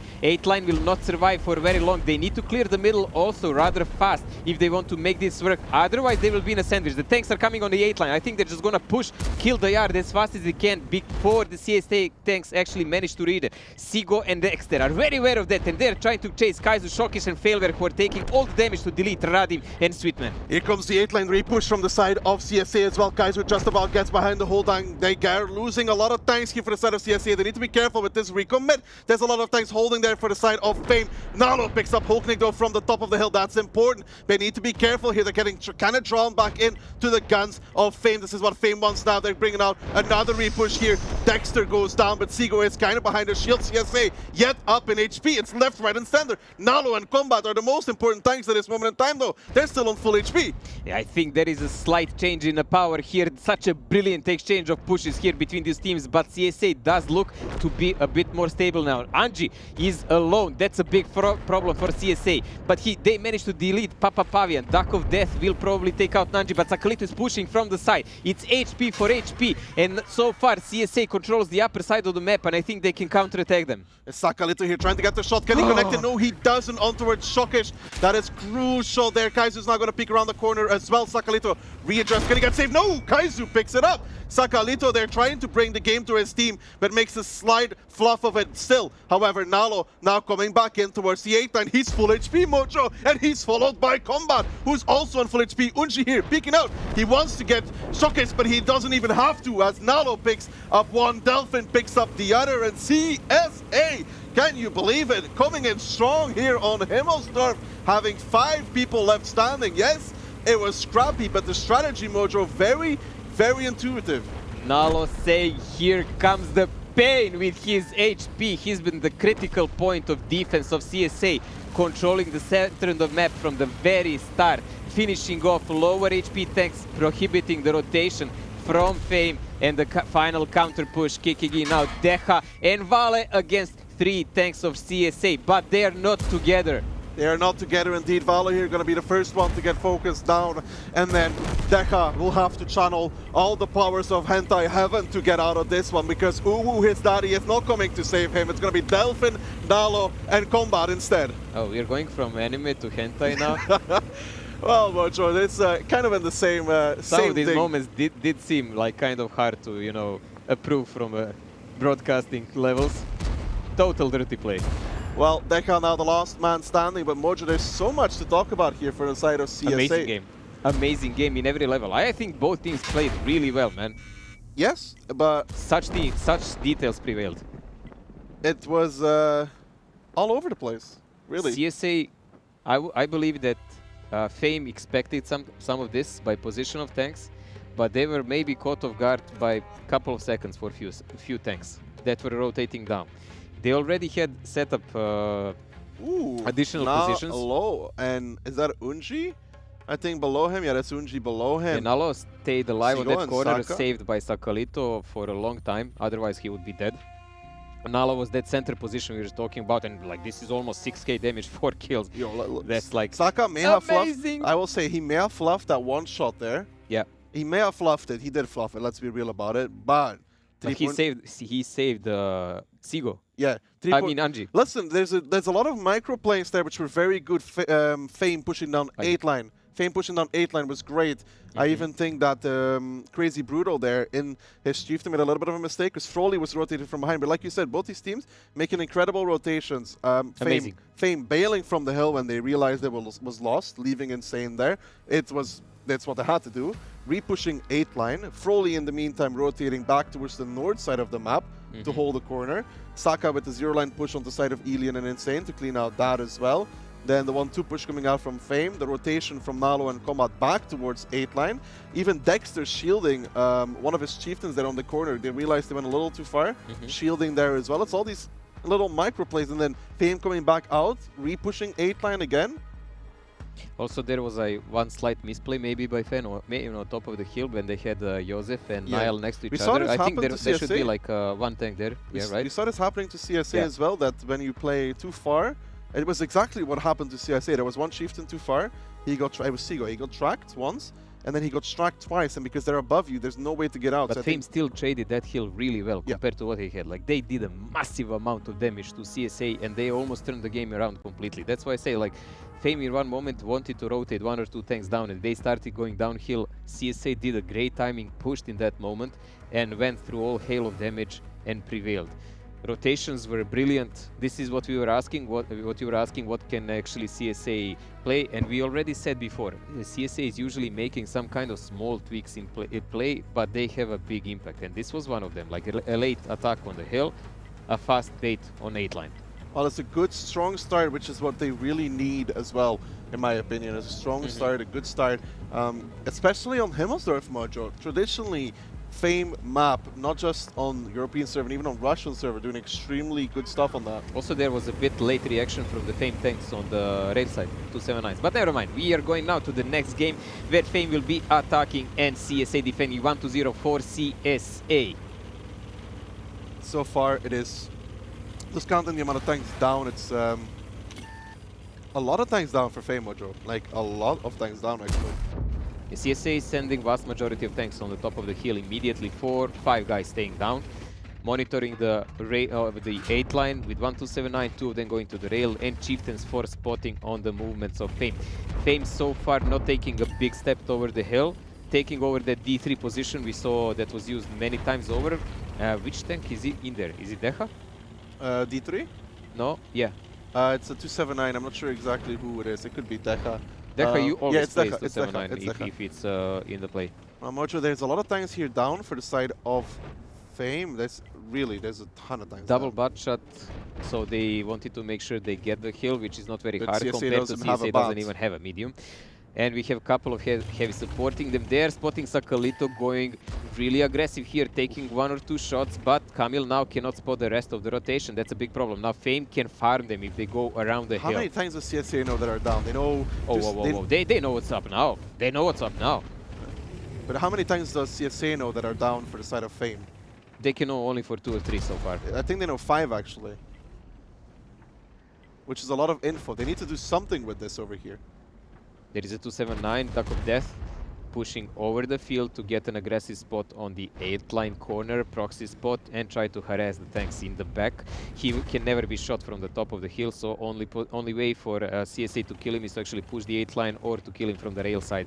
They cannot do either at the moment because Fame is covering it heavily. The only advantage CSA has is brute numbers on the top of the hill, but then again the exchange can be quite brutal. Yeah, it's a double bot there. That's 10 shells in between them. You can see Deha here pushing up with his 277 on 1-2 line. He spots out Radim. Radim spots out Helium, gives him a shot. Cosmo now gets spotted out as well. CSA does not know everything, Mojo, but they know about Elian. They know about 279, 3, 4, 5. I think they know about 6 tanks in total, Mojo, down. Yeah, Deha is playing this really careful, just spotting. You can see the HE spam on Radim coming in there from the teammates, and he's gradually losing HP there, but that's not the critical point. Duck of Death now realizes there is no one on lower side of the spawn, and he's harassing the Wilda, and he knows no one else can actually do anything about it. The Chieftain, if he turns around from the G3 point to point toward him, that can be disastrous because they can miss the rotation. In the meantime, there is a push coming out on the 8 line. It is spotted out. The double chief there gets tracked by Svirman. That's Hulknik and Nile. Nile not using his repair kit on that. Doesn't want to waste it. In the meantime, there's a rotation off the hill. The double bat are actually leaving for the side of Fame. They get out in the nick of time, but CSA deciding not to push the hill, rotate with a decent amount of tanks down. I think this is a good rotation by CSA because they can maybe get Nile and Hulknik if they get greedy for free. If they move a little step away from this little corner, they are done. We'll have to see. We have seen teams here. They're pulling back. They should be Nile. If you stay there, man, you're gonna die. I think this is a mistake here for Nile. Stays a little bit too long even on that corner. There comes the first peek. Will the Chieftains from Uji and Delphin peek out as well? They do, but they don't decide to commit on that. So that's good there. But in the meantime, Mojo, it's a 1-2 play coming out. There is a big play coming in from Fame from another side. Buttshots are actually just a support from tanks on 8 line. There are a couple of tanks left by Fame on a hill, 1 to keep a proxy and 2 in the back to do some damage if he's overpushed, but that's about that. Still, a vast force of CSA still on a hill. I don't think this is really a great play for them now because Radim may fall for free, more or less, just doing some damage. And Cosmo doesn't have any kind of support. Like, these guys are pinned down and they're the cornerstone of defense for CSA. Their cap will be pressured. Their cap will be pressured indeed, but in the meantime, they are going for Joseph. They are going for Consume and Fairly behind that. Those 50 Bs, I think they even stayed a little bit too long. Here comes Saka, here comes Komar, Consume and Fairly on the run. How much can they do in those 50 Bs? Can they actually make it out? Consume already gets tracked once, gets absolutely blown up by the tanks from CSA coming off the hill. And the cap is kind of open here for CSA. What do they decide to do, Mojo? Do they go for it? Or they go for 8 line? I think they will go for 8 line with majority of forces because Fame can actually outplay them in that regard and maybe reset from 1 or 2 corners. I think it's gonna be all about the brawl and killing in this one. In the meantime, there is indeed the repush coming out on towards the 8 line from the side of CSA. They are up in HP, but they're capped, Mojo. You were talking about it. They need to get back in towards the reset. So far, it's only Crazy Brutal really in position. There is a triple cap going on here for both these teams, but Fame is in position to at least reset once or more twice. Crazy Brutal needs to get the reset. Fame is now coming back through the 5 line. Can Crazy get a reset? Can he do it for his team? He has to. He's only on 368 HP. He does not. He gets absolutely blown up immediately. CSA is on the defense though, so if they manage to get a draw out of this, it would be perfect, but no, it doesn't look like it. 12 seconds now. There is too much. It needs to be only 5 seconds separating the two. CSA, can they make low shot? Can they make one shot? Can they kill them? Unji pushing past. He doesn't get it. Now 20 seconds. 2 seconds for Fame though. They are going to be capping it out, and it does look like Fame just about is able to get it. They have almost no HP left, Mojo, but it's going to be 1-1. It's going to be 1-1, and though it seems there is no HP left, it was all about the control of the playground. I think initially going for the cap straight. Yeah, the moment Fame entered the cap, CSA had to respond with something and split forwards, go for the cap and try to send people back, but they already didn't have enough people to defend their own cap. And Fame, you could see, they risked everything, HP and everything, and they just played from track shots. Just track, delay, delay, and if someone bypasses, there was still 3 guys in that cap capping who were the last line of defense. CSA was a little hesitant if they wanted to repush 8 or go for Fame's base. I think the cap was not an option for CSA because you could see Fame clearly planning for that, and I think CSA was aware of it. There was already 3 or 4 tanks in that middle big road, and they were waiting around the corner for cap to happen a bit, so they can just jump around the corner, sacrifice all HP needed, and just decap.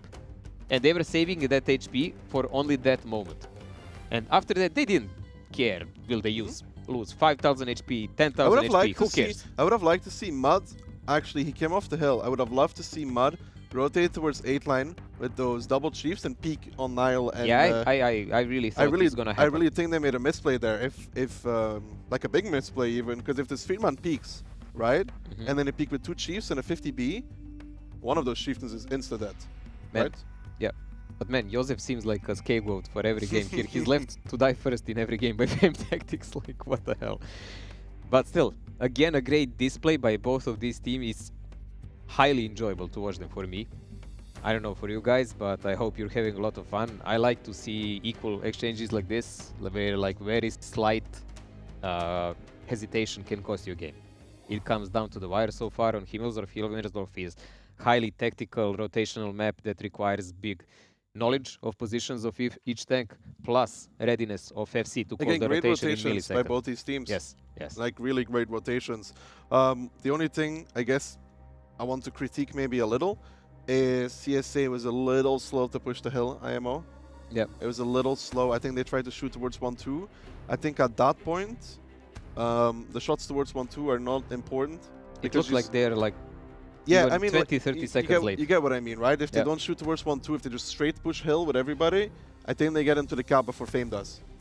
Yeah, if they guess what Fame is doing. I mean, they saw it coming from, they see it in like E1, because the 279 spotted the double chief pushing down, so... At the moment that double 279s were in danger on rail, I think the CSA should have pushed like the same millisecond, no hesitation whatsoever, because there is nothing else to lose. You're losing entire side of the map. And then maybe they had the opportunity to actually repush 8 line from the hill as well to get a bit bottom side, because they would have gained that extra time. It's obviously all hindsight here. It doesn't matter. The game has been played. But on terms of rotations, both these teams doing absolutely crazy stuff. Well, 1-1, the best result possible for us to watch, and Himmelsdorf is done. I believe that both of these teams can actually be satisfied with this, because the plays were good. And Prokhorovka coming in next, we will watch actually Fame on defensive side here. We saw Fame's defensive side before already. It was with double 279. Well, we watched them play Prokhorovka against each other last time. Yeah, so we'll see what variations both these teams decide to make. Anything out of the ordinary here, Mojo? Well, we do have Consume and Echa in double 279, but that's not out of the ordinary. But they utilize STRV on top of that, triple EBR, GC, nothing we haven't seen before. Rotation force of 907s on the CSA side, 3 EBRs, STRV and RT. We haven't seen many guys use STRV in their attack so far, but CSA is one of those who does it more or less regularly. WBR here. Duck actually playing that one, not Slaughter Mojo. You're gonna just rub it out every time, right? No, just because yesterday he was playing it, that's why. Yeah. So just curious to see, you know. Nalo there, right? Aggressive approach by those EBRs, checking out and clearing the line. Nalo actually taking a shot there. A very passive approach by Fame EBR on the other side of the map though. So far, so good, right? Let's be real about it. So far, so good. It looks like Fame is playing on that 6-7 line, similar like CSA. You know, in the last game against Davey. Oh, this is an interesting an interesting bush here from Papa Pavian. Well, we don't see that often. No, we actually haven't seen it so far yet. Everyone used the one behind the water. It is a committed bush, though. Or the D8. If they come off the hill, you're dead 95% of the time. Yeah, he doesn't really have where to run. He has to go toward the water. He will get slowed down anyway. Yeah. It's really hard. But information over... If they get enough information and do enough damage and start the rotational time, it's more than a good trade, always. And they still have double EBR on the other side, so it doesn't matter when the brawl starts there. Cosmo nice here. connection on Cosmo. Also, info coming in also that there is a bunch of 907s of Fame there, but they are well aware of that. That's a usual position, nothing like you discover the planet Earth when you think about it. So double 279 used on 8 and 9 line. The one on C8 is actually a position you don't often see. Usually he's on upper position. And we've even seen the hub late before. The one on B9 is quite classic, where you can see a chieftain in back position on D6 by Fame. He's actually going to A0. Oh, he's doing a Sacalito? He's doing the Sacalito, and Deja will be playing on B9 instead. I believe that's a better combination. Way better, because like the guy on top will... It's very hard for him to die. I'm not even sure that GC has the range to shoot him on top of that unless he approaches. If he's at K8, I think he does. And barely, but... He can shoot Deja for sure, but Consuman, I'm not really sure. I'm just not... Ooh, nice. Is Sweetman reading where Papa could be? Yeah, but he knows he missed the bush, and now Papa's going to move. Does he get spotted Yeah, for Papa this? is... Okay, this was too close, man. Yeah, he's going to bail from that. But also, like 279 on upper position is already there. B9, so they're safe there. Papa will have to find another angle for spotting. And that one is also prone to shooting by enemy by default. So D8 is a standard position where we've seen many tanks, but luckily for Papa there is plenty of bushes there he can use. But you can see already Angie and Froley are trying to see is there someone there. Oh my dear God, like this guy has a laser sights. Unlucky Papa Pavian there in the EBR, no wheels left. Are you kidding me, man? Like he missed the other bush and he didn't even shoot it again. He just shot like where Papa relocated. Did he break some tree or something? I'm not sure. He may have seen a fence breaking or something. We didn't really pay that much attention to it, but we can say good stuff there from Sweetman, clearing the EBR out of the bushes. This guy is sick. Information lost there. It's not something you really like. Well, you lose 1000 HP. That's really something you don't like on EBR, especially not on a guy of a caliber of Papa Pavian, man. It's true. Sigo now will be figuring it out. Obviously, he's making runs through the city. He no longer gets spotted. It's kind of evident. Also, Luna is not playing Arty for Fame. It's insane again. I mean, it's okay. I think Luna is the better Arty player, obviously, but for Insane, it is kind of you can lead from it. I guess he's good enough, and if they're doing blind picks, you know, you don't want to show it, because Luna plays only Arty. And Sweetman actually plays tanks also, like heavy tanks for CSA. Yeah, because he has a 279. Yeah, so like, I guess when you don't want to show strat to a team in those seconds when everyone is picking tanks, because you have to say which players are up and down. So that's kind of a giveaway. So far. Oh, CSA is rotating towards 1-2 line again, Mojo. Mind games. CSA, we already saw in a previous match and in a bunch of others before, plays very patient. Like very patient before they actually decide what to do there. Is this like we hit 1-2 line last game? They're never gonna guess we're gonna do it again. Twice. That sounds like a Kazna thing, Mojo. Oh, true that, man. They will never expect it 375th time, I'm telling you, dude. Today is the day. Today is the day, but CSA is actually mastering their forces for this. Unfortunately for them, what we can see, and they cannot, is there is quite a presence. They might have enough for this though, Mojo. There is still 3 907s on A6. This Chieftain on D6 doesn't really do anything on the initial play. Yeah, but And the STRV is actually like very far forward on C1. who plays STRV? Shockish. Shockish. But Snack should know what he's doing, man. Well, he is kind of far forward in C1 though, to be honest. Well, that's because they don't expect this push, maybe. I'm not sure. Like 907s from the 6-7 will be there really fast. That's a fact. 279s will be out of the play, and Chieftain will be out of the play most of the time. He'll brawl in the middle. So it's gonna be about stopping force in the forest. Will STRV be deleted or not? Cosmo taking some damage immediately here. He's on one shot and he doesn't spot that much. He's deleted before the STRV is spotted. Camille is spotted on Nalo, sacrificing himself to clear out the lines here. And he dies also. Double EBR lost for CSA. Double EBR indeed lost for CSA, but the spots are still on. Can they pick up Camille? His wheels are down. Really Boy gets picked off, so Camille is dead in return now. CSA pressuring the 3 line. There's a lot of tanks there for the side of Fame though. Shockish already starting to farm in that STRV. Zilka forced to drop down low. They're gonna try and push again, Mojo, but this time they're getting punished heavily. Yeah, Shockish is already pulling back. He's an old experienced Snack, and he will wiggle out of that one for sure. Zilka losing massive HP. He's getting even Namorek. I don't think he has a repair kit. Crazy Brutal, Radim and Combat are trying to follow up. This kind of push, what worked last time, is getting butchered this time. Yeah, Fame seem to have read it well. CSA obviously can still turn this around if they get the right connections in, but in the meantime, there's going to be a re-push into the middle of the map by the Fame tank. Sigo picks up Papapavian, and here comes the push from CSA. Unji and Vadim on the front here, trying to lead it. Fairly goes down in return. Sigo at least spots out the STRV, that's important, but here comes Fame with their tanks across the mid. Insane goes down as well. Fame now knows that they need to make a re-push here. Mud kind of left by himself out in the open. Delphin is, however, still in a supporting location in the STRV. He could lay down the pain here. Mud trying to hold it on dear life. The HP is a few thousand apart though, but if Delphin and an STRV can make things work here, however, 1-2 line still hasn't been won for CSA. I think Fame got this under their belt, because the only guy keeping them in a game like CSA is that STRV in the back. Once he gets spotted, they're gonna get pushed. Now go, there you go. Delphin is spotted. He will probably have to drop down. EBR is chasing on his position.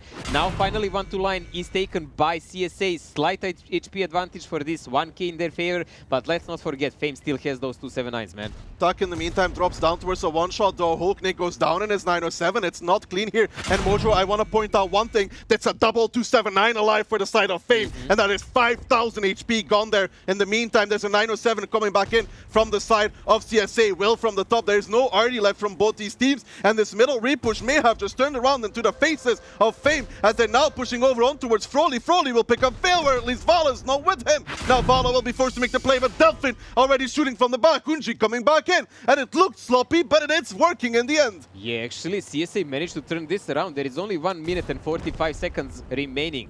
The big problem for them is that Duck of Death is alive. And he finishes He penned Froly. He penned Froly with HE actually. Watch Duck a of Death. big hit here, but still there is like 6 tanks from CSA. Duck of Death is immediately bailing away from that position. He knows that his role in next moments may be critical, because CSA will have to spare tanks to see where he is. Deha is spotted and he's getting a little bit far, but Consume and Deha have so much HP they can finish off most of these guys on one shot. So they will not be able to really cap it. They actually have to kill at least one of them before they pressure the cap. Can the STRV actually get onto the cap though? Mojo Delphin there in that STRV may be able to get on towards the cap, but in 1 minute it's not enough. He will probably not risk it immediately. Well, Deja's actually picking up in that 279. He gets the connection on towards Delphi. That's important. But in the meantime, Dexter here and Crazy Brutal pushing on towards Consume. Dexter trying to do what he can. Duck's on the hill though. 47 seconds. They know about him. Consume picks it up. And Duck of Death, they're killing Froly. Maybe a game changer. Unji coming now in as well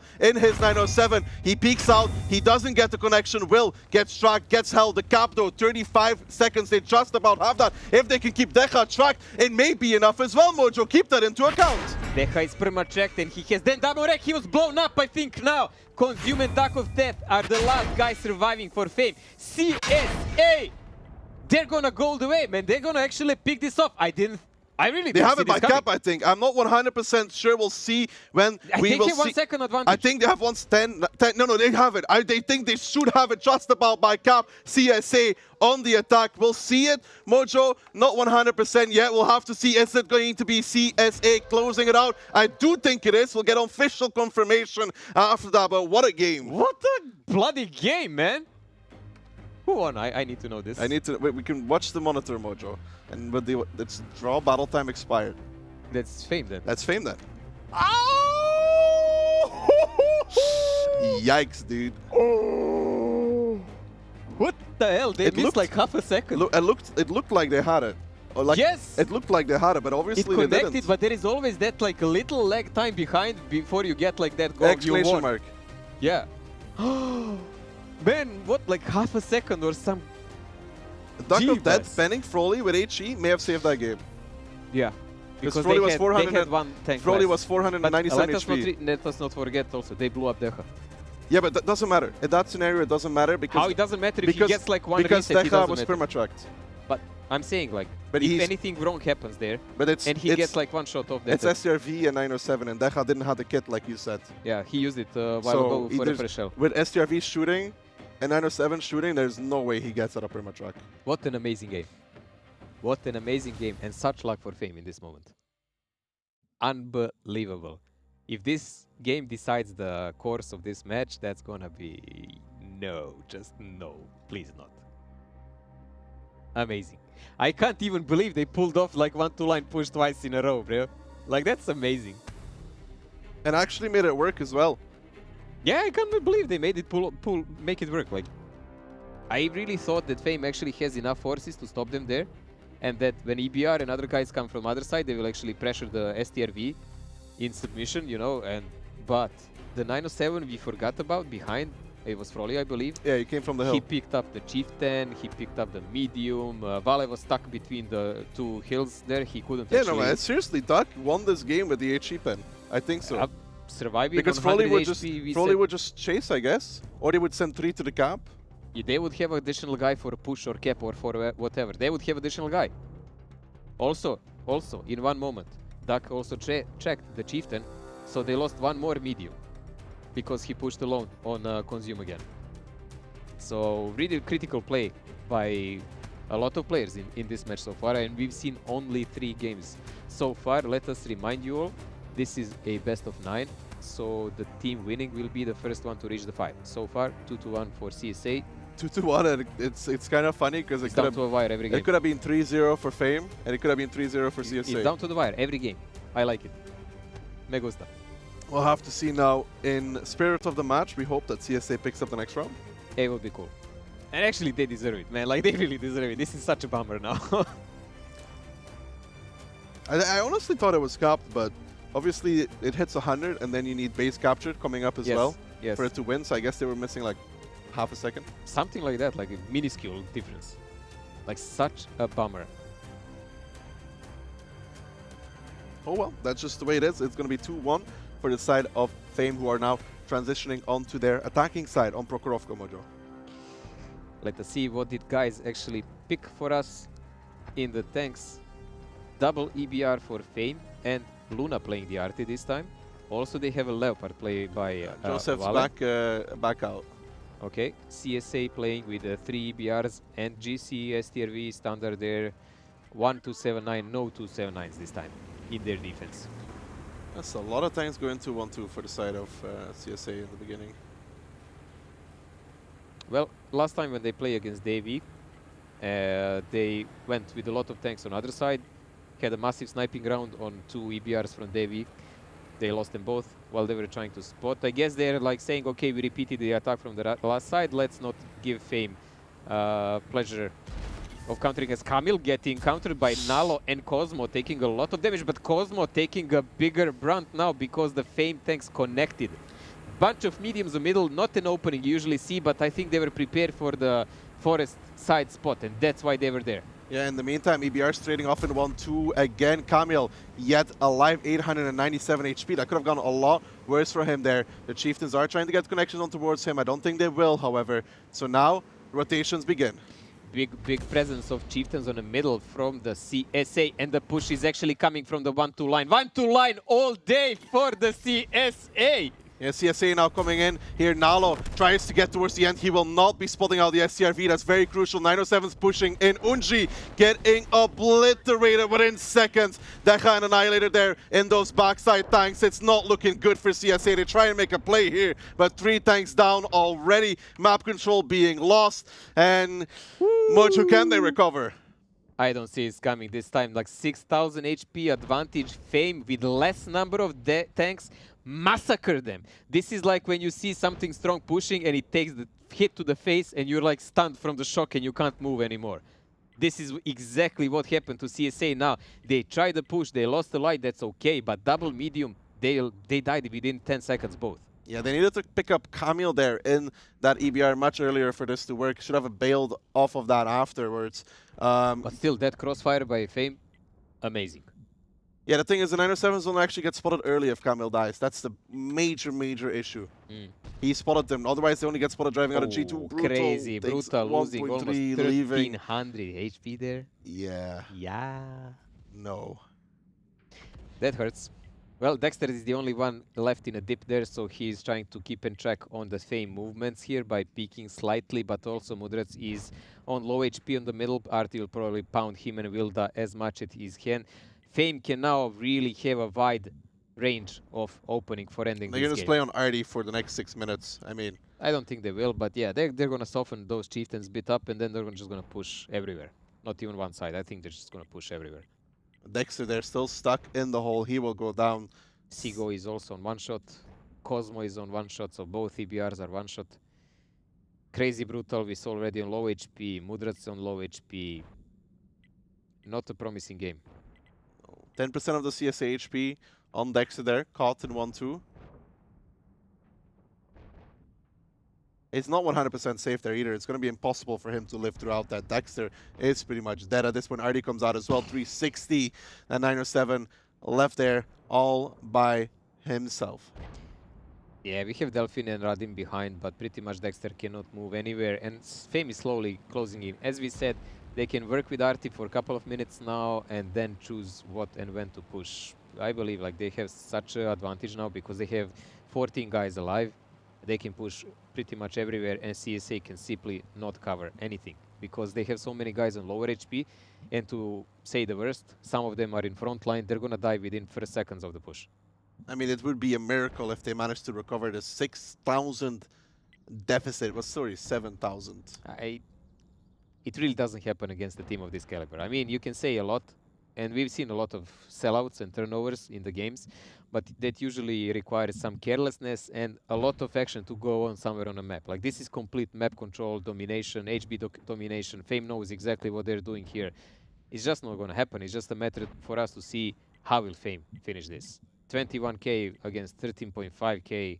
You can't even spot. You can just wait for someone to do something. Like, that's really bad position. Mojo, they are going to start playing it slow. Dexter is their first goal. I mean, they have the Artie, they have the more HP. There's absolutely nothing wrong with this. Just slowly removing that HP. They don't have to risk, you know? Yeah, why would they, man? But as I said, they will delete something and then just pressure. They don't even have to play the close game by time. But being 2-1 down, they want to equal. And there we go. Luna clears out Dexter for his full 500 HP. So that's that one guy less.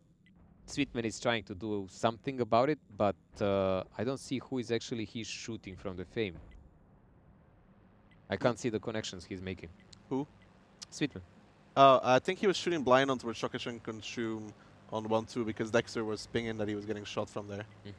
So I think it's been limited to mainly that. They don't really have much info outside of that. Yeah, everything they have is passive. Dexter was the only guy in front.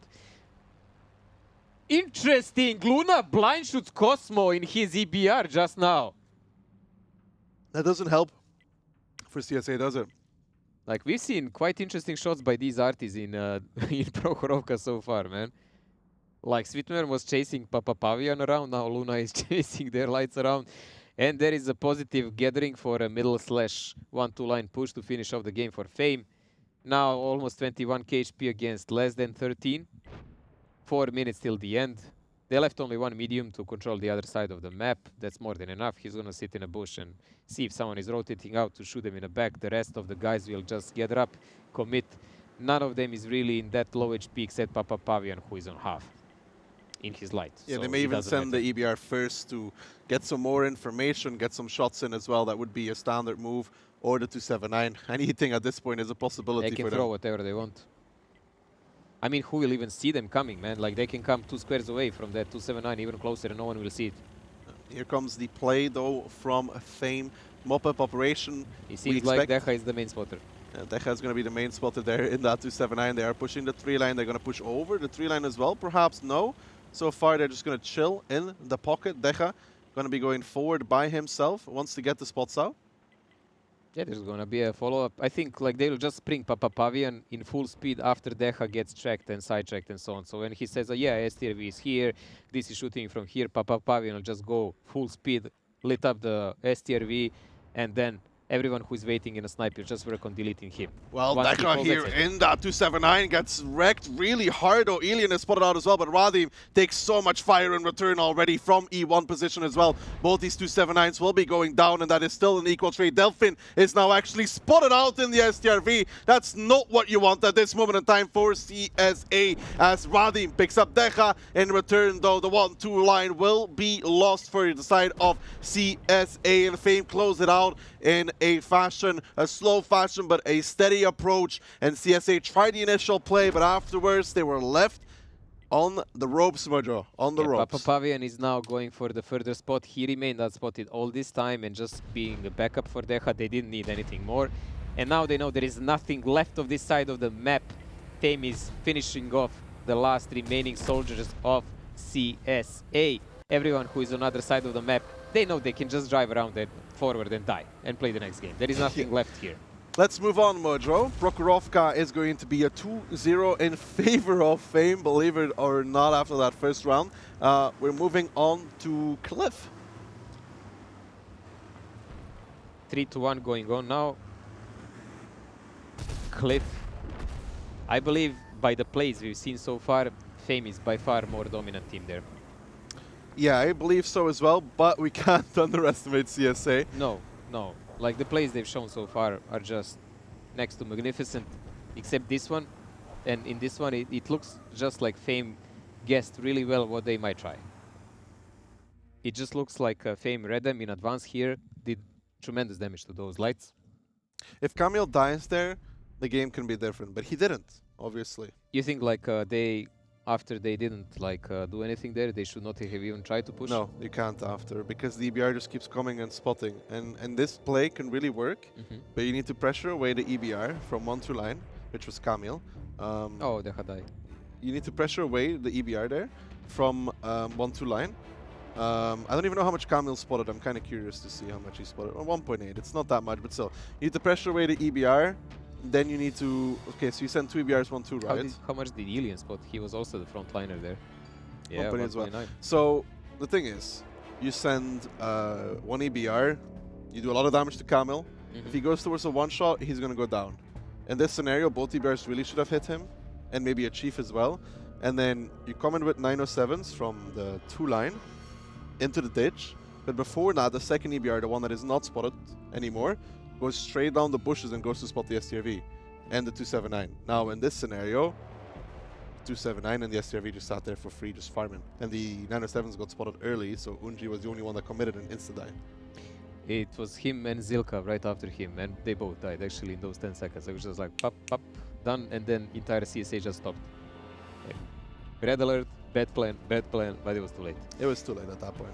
And so it ends these first 2 maps, 3-1. We're gonna see Cliff next. Cliff was never disappointment for me watching so far.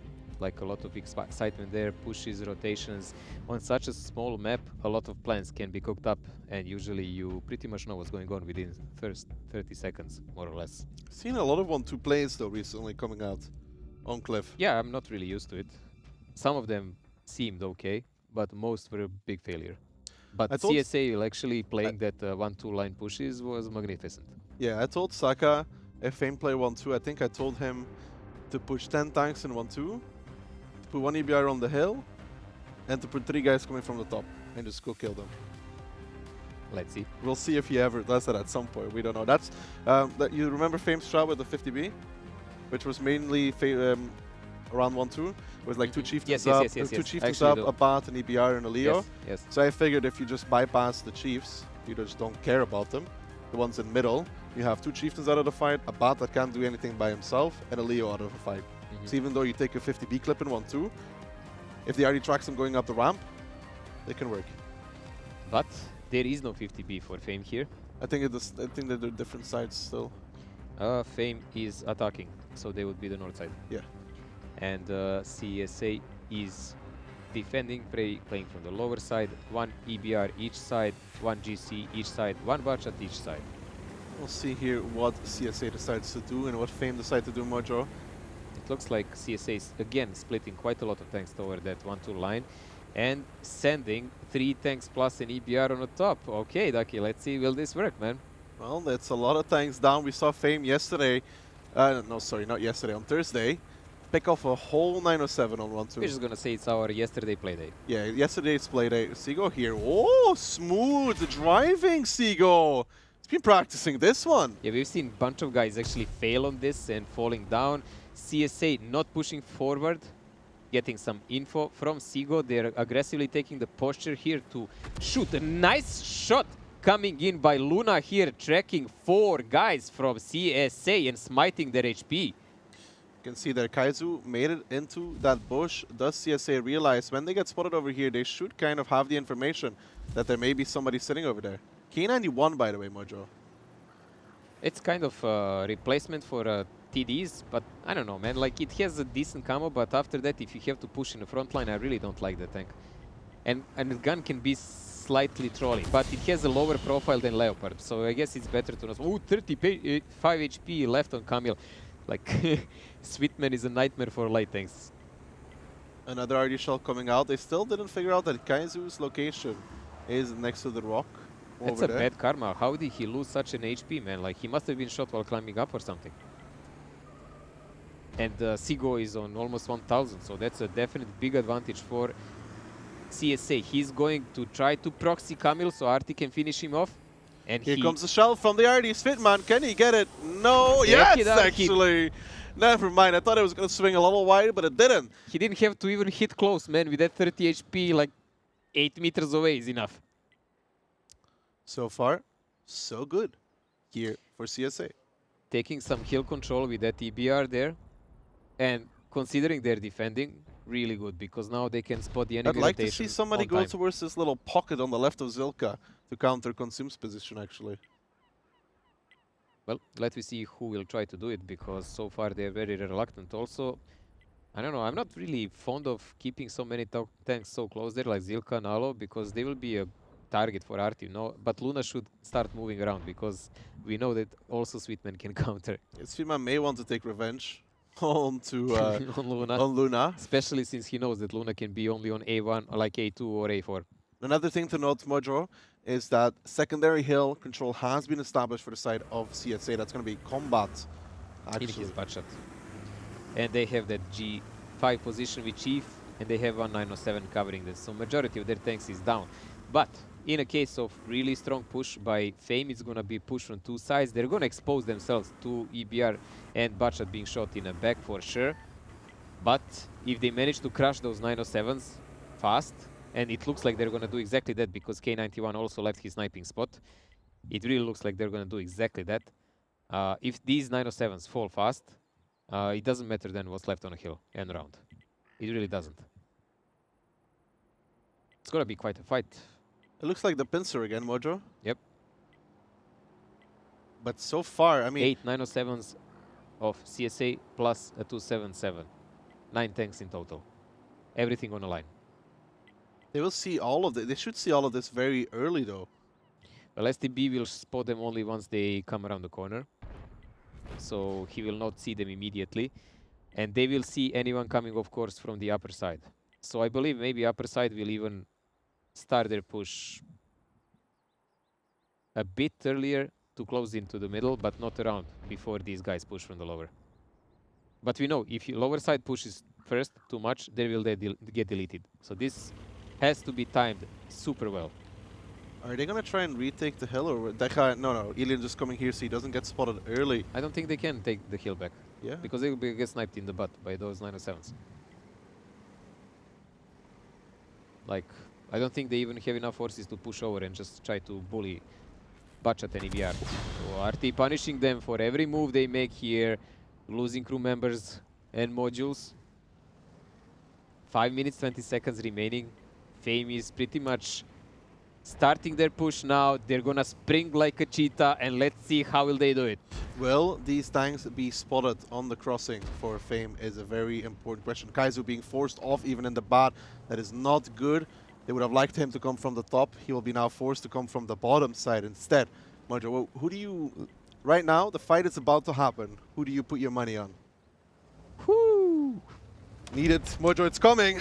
I think it still can be Fame because now they can use Kaiser to push the STB back and everyone else around the corner. We can see the Bachat from CSA will start clipping in the back of these tanks, but he will not have too many shots. So 1 or 2 at the best. And there we go. There's the first one. Maybe Nile will take one more. There is a crossfire coming in, Ducky, and let's lead us in what's going on, man. Let's see here. Delphin on the bottom side is going to be focused out by all the tanks here from the side of Fame. Unji in the meantime also getting the same treatment. In the meantime, the top side is now pushing in for the side of Fame. They may have done this a little bit too early, in my opinion, here, because this allows CSA to pick off these tanks one by one. They need to come back in. They need to pick off Insane. They need to pick off Failware. And they need to pick up Duck of Dead. Fame now creating an HP lead for themselves. And CSA may have let it come on towards them. They are now down in HP. Maybe a little bit too many tanks around the corner. Froley's now coming in as well, and Fame Mojo may have just executed a pincer in beautiful fashion. In the meantime, the middle has been lost for the side of Fame, which is something they expected. Will is now getting focused out in his 907. Froley needs to be careful on that bottom side not to be the next one. Rather, he needed to make it around the corner, and I don't think he will, as Insane does a smart play to pick him up.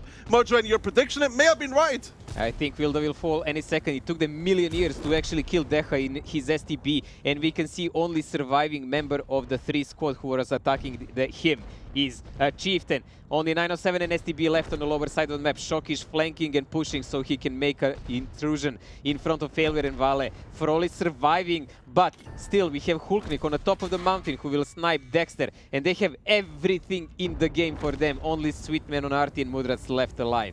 I mean, CSA seemed underprepared for this push to actually come out, Mojo. They allowed themselves to get pincered, especially with Delphin and Unji there in those 2 tanks, giving them up for free. I would have liked to see them be ready at E3 to repush onto the Chieftains immediately. That did not happen. And the pincer working out. Mojo, you're correct. Unbelievable. Unbelievable. Stuff happens sometimes, man. But this will be a 4-1 now for Fame. It will Considering how the games are close, like the result really doesn't represent it, especially it after should have that been. Realistically, we should be at a 3-2. 3-2. Yes, 3-2, Mojo. I completely agree with that. That would be a realistic result so far, but what can you do? Such is the luck, such is the game, and the Fame takes a really good victory in this one. Good read, even after losing Camille. Good pincer attack. I don't think they actually had any other option on the map. As we said it already, like that was pretty much what they could do. And but I think CSA could have done. I think CSA could have done a few different things though. They knew tanks. I see 2 options, to be honest. Can we actually go on a drawing, like, because you really need to show that to people, correct? I can if we get the drawing up at some point. Let's go, crayons up. At some point, Mojo. But Luna there in the RD, not bad, 3.6. Sweetman 4K, man. Yeah, Sweetman doing 4K. Dexter also 3.9K. Like, amazing damage, but look at the spread of the damage of the rest of the guys. The guys that were actually pushed, Ducky. Look, CSA below 1K, most of them. Yeah, because they let it happen to them. They absolutely let it happen to them, and they lost Unji and Delphin pretty much for free. The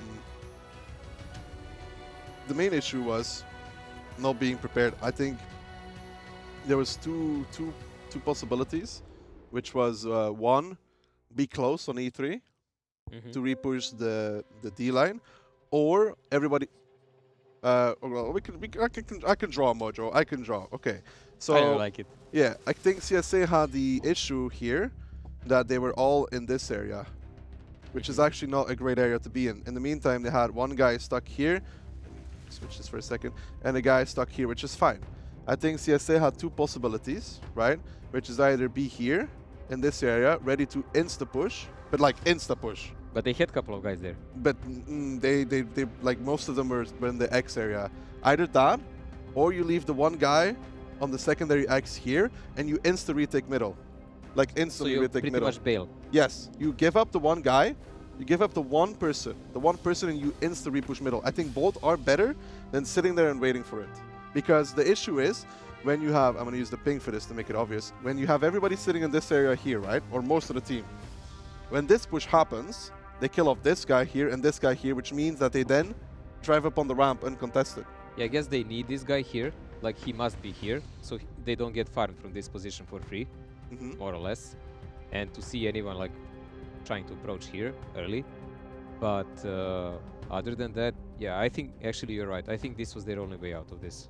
It's either that, but consumers here on proxy spot, you can sit a lot of times here, insta-ready to repush. As soon, because when they have this Is it viable even when the push is in progress from the lower side? Like, can't Fame just, like, go and chase them here and make them pay for that because these guys can stall it? Yeah, but if these guys stole them, then they're sniped from the hill. I think I think actually the best of the two options is repushing this instantly here, because when you have hill control like they did, yeah, they could shoot them in the back. You have a guy here, you have the bot shot here and the EBR here, which means that the Fame tanks will always be spotted crossing. It needs to be actually not even a split second decision. They should have actually planned it, right? Yeah, That's what you're saying. Yes, they should have been ready for this repush because it was the only option, because EBR here spots all of this for free. And they had EBR, they had a bot shot, and the bot here, and they had a chief. And the bot here spots all of this rotation, which means that they cannot drive up with 907s, which means that all the 907s are stuck here, which means that the only option is be ready to repush these guys here. Yeah, have a lot of stuck tanks here between. And it doesn't matter if they come to chase from 1-2 then, because you have the chieftain coming into the mid to clean up the middle, and you know exactly what's coming anyways, right? It does sound reasonable, and it took them a million years actually to clean the Deha from the middle. Deha was a really pain in the butt there for them, but CSA didn't do it, and our like little scratch here is not needed anymore. Nope. I mean, that's the major flaw I saw there in the side of CSA setup, that when the bottom push comes out, listen, I think even Fame misplayed. I think they even drastically misplayed by pushing in from the top side, the way CSA was positioned. Because they could have all stayed on the corner and just wait for the 5 guys, the 6 guys from below to drive up, go hold down, and kill them all for free. You think like CSA would that allow that, and then maybe they were counting that CSA in that moment, if they waited long, would just run away from another side and make the battle really. But then they already have 2 guys for free, and then they can indeed just chase them because they will not kill anything. If that happens, they can just chase them the whole time. Yeah, but they then control the hill also. So I don't know. Like I think like they counted well. They can just brew them out of this one, and it didn't matter. In that scenario, though, if CSA run away, Mojo, and there's an instant push on 1-2. 3-4 guys down, there's nothing to stop it. There was, yeah, okay. They had like 1 or 2 guys there. One actually. One at the STB. So, yeah. Well, all in all, 4-1 for Fame. Match point now already, and we will watch Fame as defenders on this side. That means they will be playing from the lower side of the map and from the upper CSA, trying to stay into this match and not repeat the history when they usually played Fame before. With this result, like after decimating Devi 4-0. The result really does not reflect. The result like is no matter what I say, it doesn't. Like the result is compared to the game. Between Himmels and Prokhorovka, CSA could have easily won one of those 2 rounds. Yeah. Very easily. And realistically, they could have won both as well. So if you keep that into account, CSA is doing extremely, extremely well. Himmels was 1-1 equally, I believe.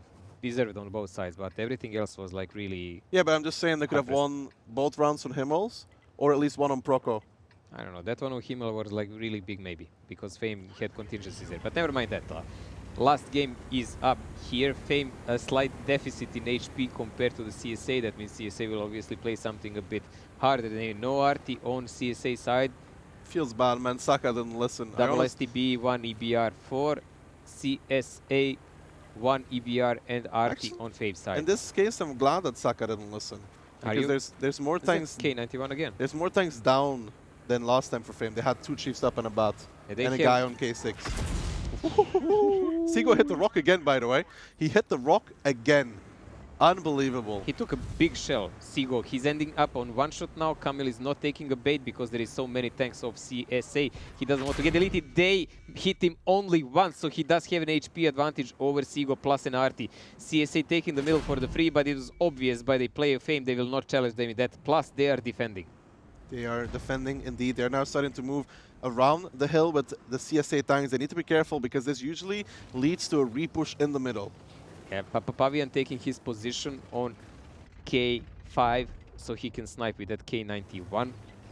Chieftain in the back What's the position trigger here on for Fame, G5. Mojo? What is the trigger here for Fame? Once they see too many tanks on the other side. Like if they see the numbers that are there, if Camille manages to spot them there, then they will know there is nothing to stop them. They haven't yet, though. Here comes CSA. An RD shell comes out. That's good for CSA. The RD didn't do much. Allows their push to be pretty much unspotted even up until this moment in time. Let us see what will Camille spot. Camille is on one shot. That's why he dropped so far, and he's down already now. CSA pushing pretty much similar like last time we saw them here.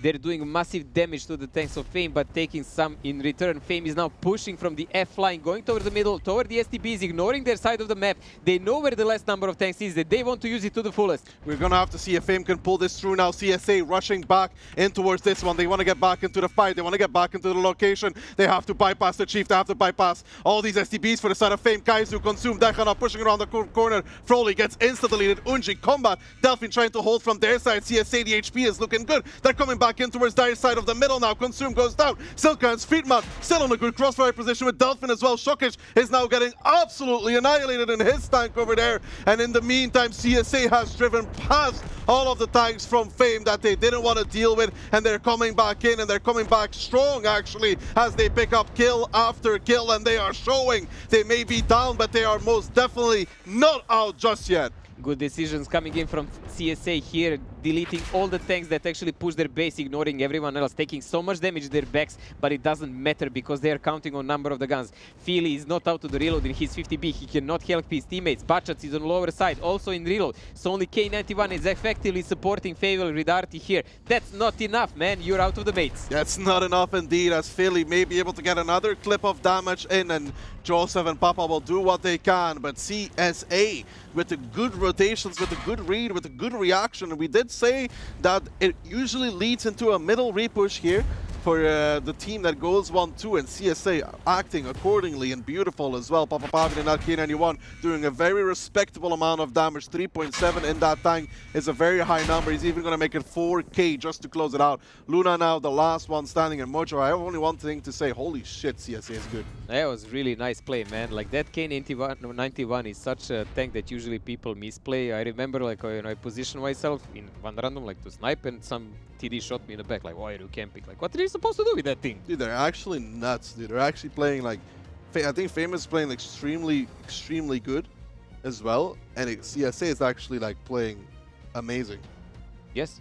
Like actually we amazing. said, like the most underestimated team on this tournament by far, and we are coming, I think, close to the result that I thought that will be. I think I said like 5-2 or 3. I'm not sure. I said 5-3 for CSA just because I knew you would all pick Fame, so somebody has to go against, right?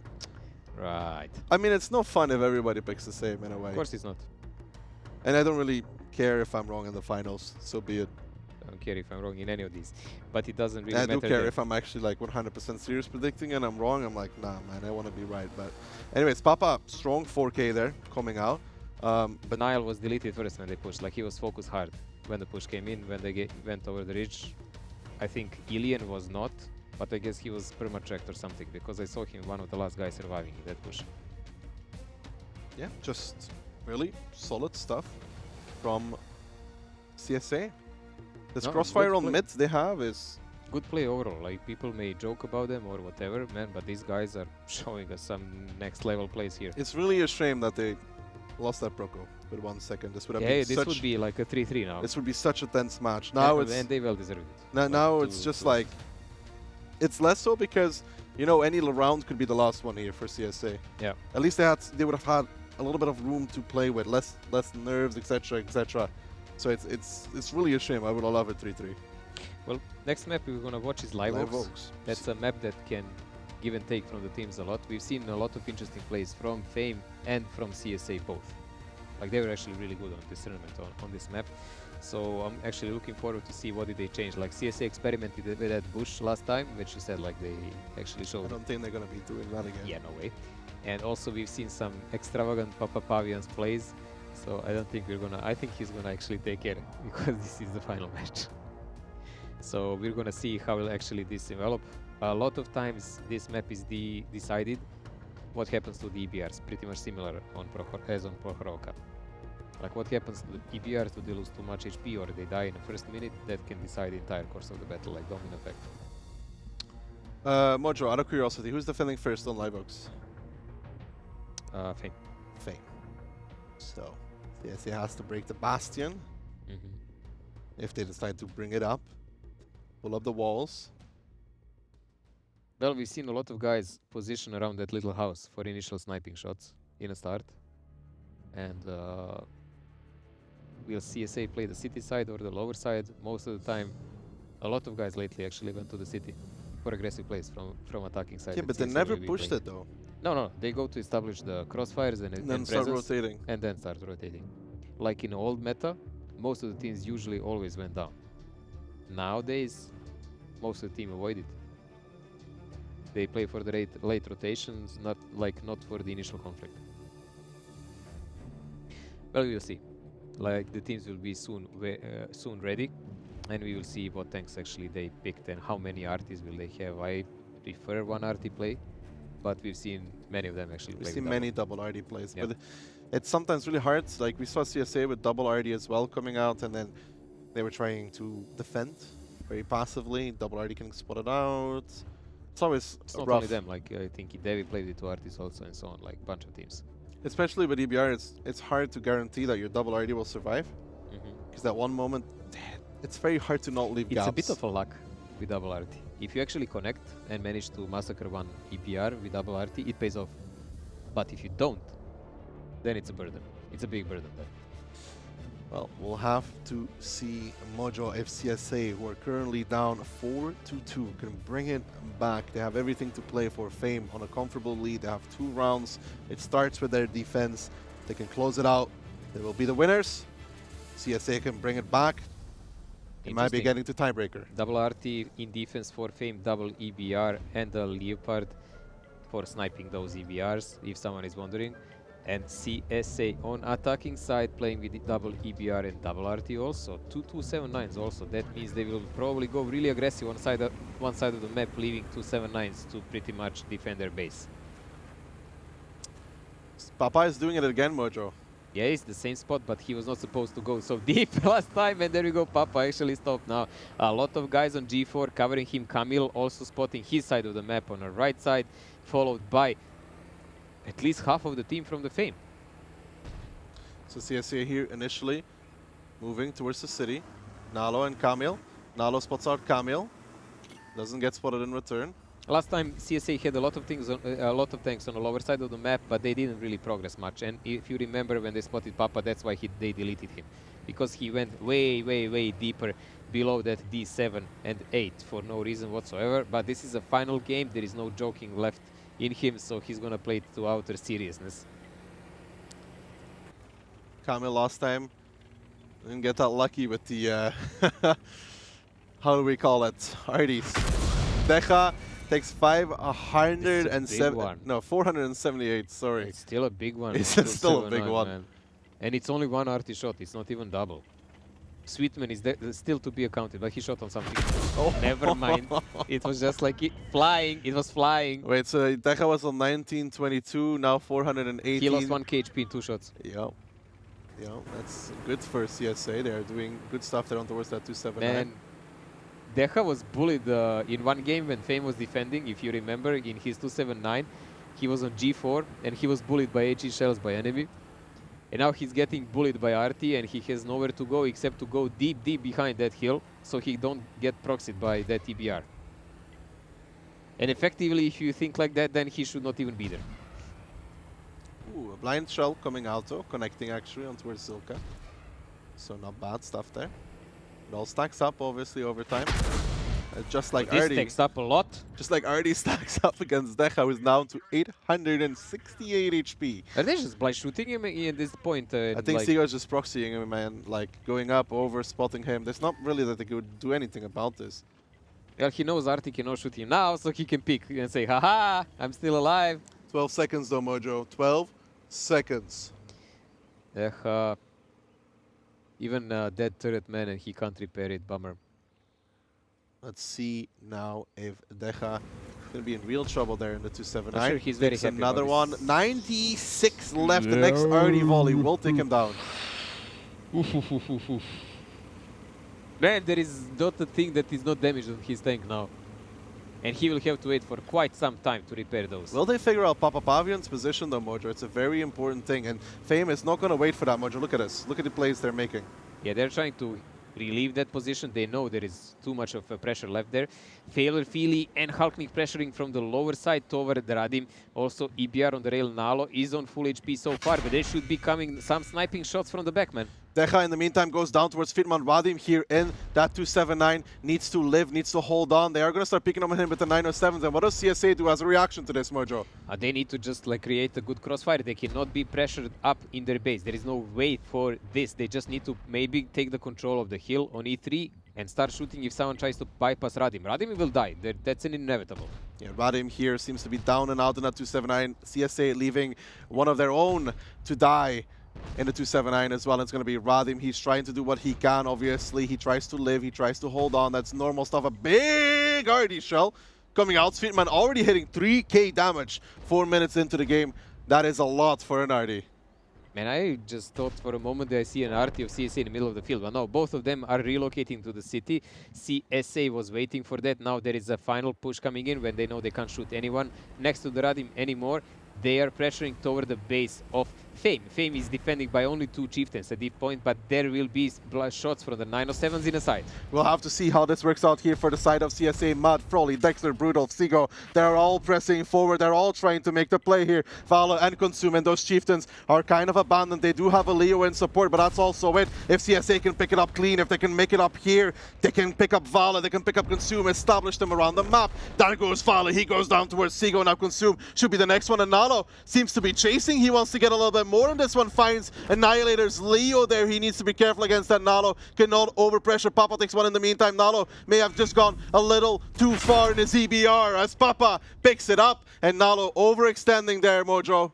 He's trying to lure out Nile, I guess, and Pavian, Ilian, and Camille are sniping together with Nile. So that's a bit too much. CSA is kind of suiciding at the moment, losing so much HP while they have no gain. A lot of forces of CSA are out of the battle. Fame read them out, man. And they ran away on time while they're deleting them in their own base. Because CSA, I don't think they actually counted the tanks of Fame well. This was a misplay coming out from CSA, pushing forward, trying to get Annihilator and his Leo there. Mud there trying to get out. Papa goes down towards a one-shot. Nile picks up Mud, and CSA may have just pressed a little too far. They're now starting to close in from 9-0 line, but Sigo all left by himself. He actually needs to run away. I don't think he's going to be making it out of this one either. Artie comes in, misses him. Sigo now realizes what's happening. Will try to get out of there. Will try to cross over in that EBR, but there's a 907 pushing towards him. Papa down towards the one-shot. Sigo now spots out Elian. He knows he needs to get out. Saka is trying to cover on towards him. Sigo does actually not go for the run here. He misses the shot,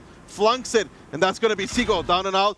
Does live a little bit longer here. Sigo trying to draw out, trying to do one more shell of damage. Can he get it? No, he can't. Elian picks it up. Elian secure in these critical moments now. Sakalito trying to do some damage from that distance, but it's not going to work. Maybe the HP is an advantage for CSA, but for them to make it work, they would actually have to push forward straight on the fortress of Fame, and they can only be helped by Artie. The only thing going for them is that actually Arties from Fame are down in that ditch, but all of this is leaving EBR. Papa Pavian on 47 HP, free to roam at the moment. Yeah, Papa seems to be going through in his EBR towards the middle of the map. Saka even gets a pen there. Delphin now starting to close up. They want to make the play here. There is Papa Pavian going through the middle of the map. He's going to go hunt Arties, and they this missed the is point to bad. see him. This is bad for CSA, but on the meantime, there's the flank on the outside, Mojo. Yeah, but they will not see him, and now EBR can shoot him in the butts, and he can chase the Artist. It's a big problem. EBR in the back, we already saw on Froley's case, can do massive damage. Papa Pavian is spotted, so there is a chance for someone to connect her. He's Shockish, she's taking a brunt of damage for Frame in a moment, but still, HP-wise, they're really close. HP-wise, it is really close. A little bit more in the favor of CSA here. Papa has hit the cap, which means that there needs to be a rotation at some point. He's looking for RD, so he's not actually looking for the cap. He's now moving towards the city. Saka is actually going to go in and try to stop that. Shockish now peeking over in his chieftain. It's Cosmo and it's Zilka here on the flank. Can they make it work? Can they do the damage they need to do? Niall hitting over 3k damage in that Leo. There needs to be a play now. Will pushing forward. Unji, Delphin as well. CSA is starting to drop. They're starting to go down on HP. The Leo comes in with a big connection here, and CSA may have thrown it all away with that 1-2 line play, as now Fame starting to peek up and over with the Chieftain's Duck leading the charge, and it's Delphin and Unji left Sakalito in a hopeless chase against Papa Pavian in the meantime, and CSA looked like they had it, but that 1-2 play mojo really costing them everything. Also, Papa Pavian surviving on that 47 HP, baiting the team to chase him around while he's sniping the mediums in the back. That's a crucial place, and it leaves Sakalito on so much HP with double artists. CSA played it magnificently,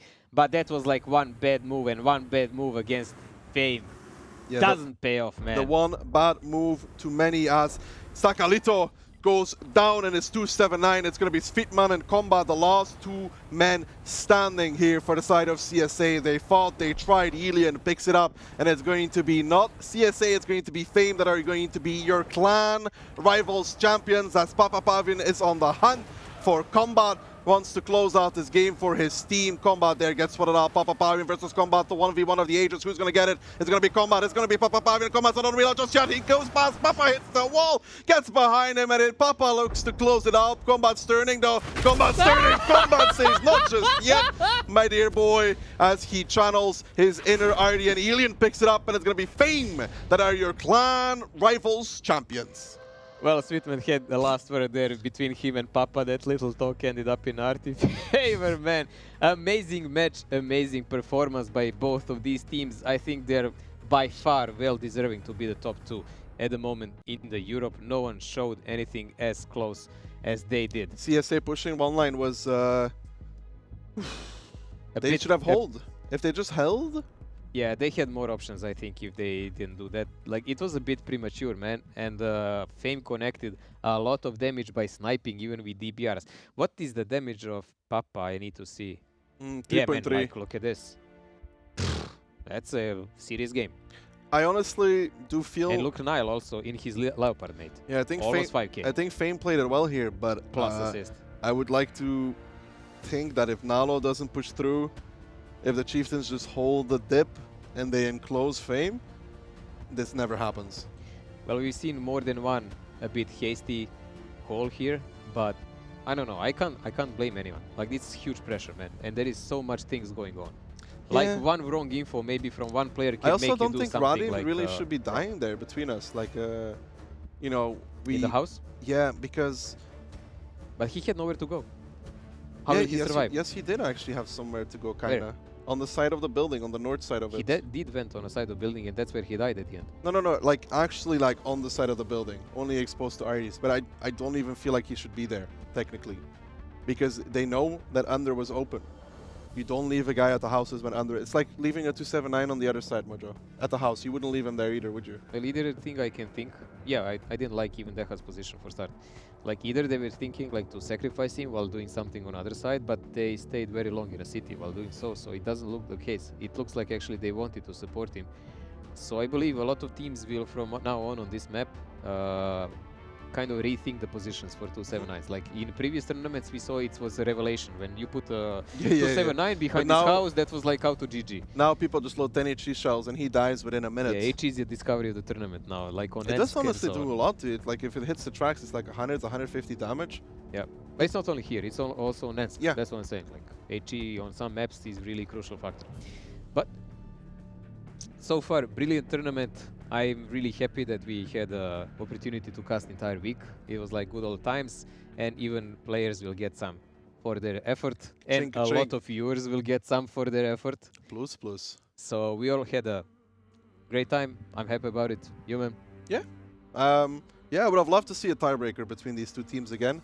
I don't care who wins it at that point, but I do feel like if we look back at the scoreline, CSA deserved maybe slightly more than what they got. But overall, a great tournament, especially Fame performing as we expect him. But And no one was sure because they were gone long time. Sure. But you could say like they awoken and they came. did, however, look more vulnerable than they have done in the past. People have taken more rounds of them, especially CSA. Actually, only CSA. Infeld took a decent amount as well. 2. Yeah. And I remember in that Sun River. But yeah, overall, especially CSA coming out superb in this tournament. But I'm pretty sure there are two lovely people in the back that would love to say something about this match as well. That was it from me and Mojo. It was our pleasure. And let's take it away. Well, welcome back everybody. That was hell of a game. I'll admit, being a little bit disappointed with no bias there. Carrie Barry clearly hitting all the nerf buttons he could to try and rig that for his prediction game. But thank you very much, Daki and Mojo, for that awesome casting going on there. That was the final game, but that is not the final part of this stream because we have plenty more still to go, especially with Keyhand's amazing analysis and I may say an amazing looking tie knot. Thank you. Very, very Thank presentable you. And trim. And so we're going to jump straight into the replay. I'm sure you've got plenty of things to point out, and chat was a little bit crazy at moments. Yes, so we're going to get to that later. First, I wanted to talk about this Cliff game here by CSA. They are on the attacking side. I think this was actually not sure if it was match point already. No, yeah, it was a match point. So the thing is, you see Fame basically doing a sort of a split, not really committing that much middle, going a lot for the donut, just like DV did surprisingly, and they lost most of those games doing that. And we're gonna see that Fame will do exactly the same. The problem here for Fame being Camille eating a lot of damage, dropping down to one shot, thus he's not able to really spot the rotation that CSA is doing. They're committing basically all of their 907s except for one to go around the hill and to just overwhelm whichever Fame forces might be there. They're a bit in bad luck because Fame doesn't have that many tanks upside, but then again, the important thing is actually not to, you know, catch out that many Fame tanks, but instead getting the positions, getting the map control, because you see there's a 907 for CSA and B2 near the cap getting the info. They completely have the middle secured with STBs 277s, and now they're taking the rest of the map, the south side, with all the 907s. Now when we start the replay now here, we see CSA doing a few shots on the move. Here's the big problem. Camille wasn't able to take the hill against the CSA EBR, who made a magnificent job of denying the spot on the 907s. And now CSA basically doesn't need to do anything. They have all the positions they need. They are forcing Fame to repush again on defense, again on Cliff, into something they don't want, which is a complete double crossfire, and also the 907s from CSA aren't too far away. They're coming in now. It's a complete overmatch for CSA onto the push of Fame here, and also Feli is out of the game. So while the numbers might seem fairly equal at the start of the push for CSA, the problem is there's 2k HP, dead HP for Fame not doing anything, and Feli on the 1-2. Obviously he was hoping to clip someone on the 1-2 line, but yeah, that didn't happen. CSA reading Fame perfectly and also reacting perfectly onto the repush by Fame. Yeah, you see here they have no problem whatsoever cleaning it up, and that just shows another glimpse of why CSA also was in the finals. They were a really, really, really good team, but in the end, unfortunately for them, it was not quite enough. So sorry, I was just waiting for the replay to go there. Yeah, I was actually pretty impressed, and I know a few people were a little bit surprised at how well they progressed through many of their matches, based on the early predictions of CSA coming in there. But as people get to this point, you kind of see some kind of tweaks need to be done to some of their tactics and pushes, and just a little bit on their timings seem to be off occasionally on some maps. To be honest, I think CSA actually got stronger throughout the tournament. They, as far as I know, they didn't really prepare for it. Before the tournament, I wrote to Saka, "Hey, are you actually going to train?" And he was like, "Why? the people have been playing together for years. I just need to look at the maps and prepare a few tactics. So I guess they didn't do really that much, and then they sort of went with being a tournament team, growing game by game, and they did it up until the finals. I mean, they completely smashed DV in the lower bracket finals, and at that point I was honestly concerned for Fame if they could withstand that pressure, because they looked so smart, so fast, so fit against Davey. Okay, so what you're saying is Sakalito is pretty much your choice for carrying a lot of the tactics then coming through, or was that more teamwork? Any FC in any team is obviously in charge of the tactics. Yep. That being said, obviously the CSA tactics have been looking amazing and on point this turn. Because the reason I point that out is that the other day he did pick up the MVP part on there for his tactics coming through those games. We will have another replay coming up that I'm sure many people are going to be very vociferous about because of what happened. Yes. And I know you have a perfect explanation for what's going to be taking place on this. Yeah, I mean we're going to get to that later. It's going to be about the cap here. Anyway, we see CSA basically. This is before all of the controversial stuff happens. let's put it like that. We see basically CSA trying to do the same 1-2 commit they did against Davy. Fame sort of in the same position as Davy was in, but not quite. The E1 EBR, he's gonna spot the push fairly early, and he's just there to give the STRV the info he needs to run. The second EBR is later there to provide information for the STRB and for the chieftains who are supposedly falling back after. So if we start the replay now, we can see basically the CSA tanks slowly pushing up. The problem that CSA has is that one of their EBRs, or basically both of them now, get immediately picked up.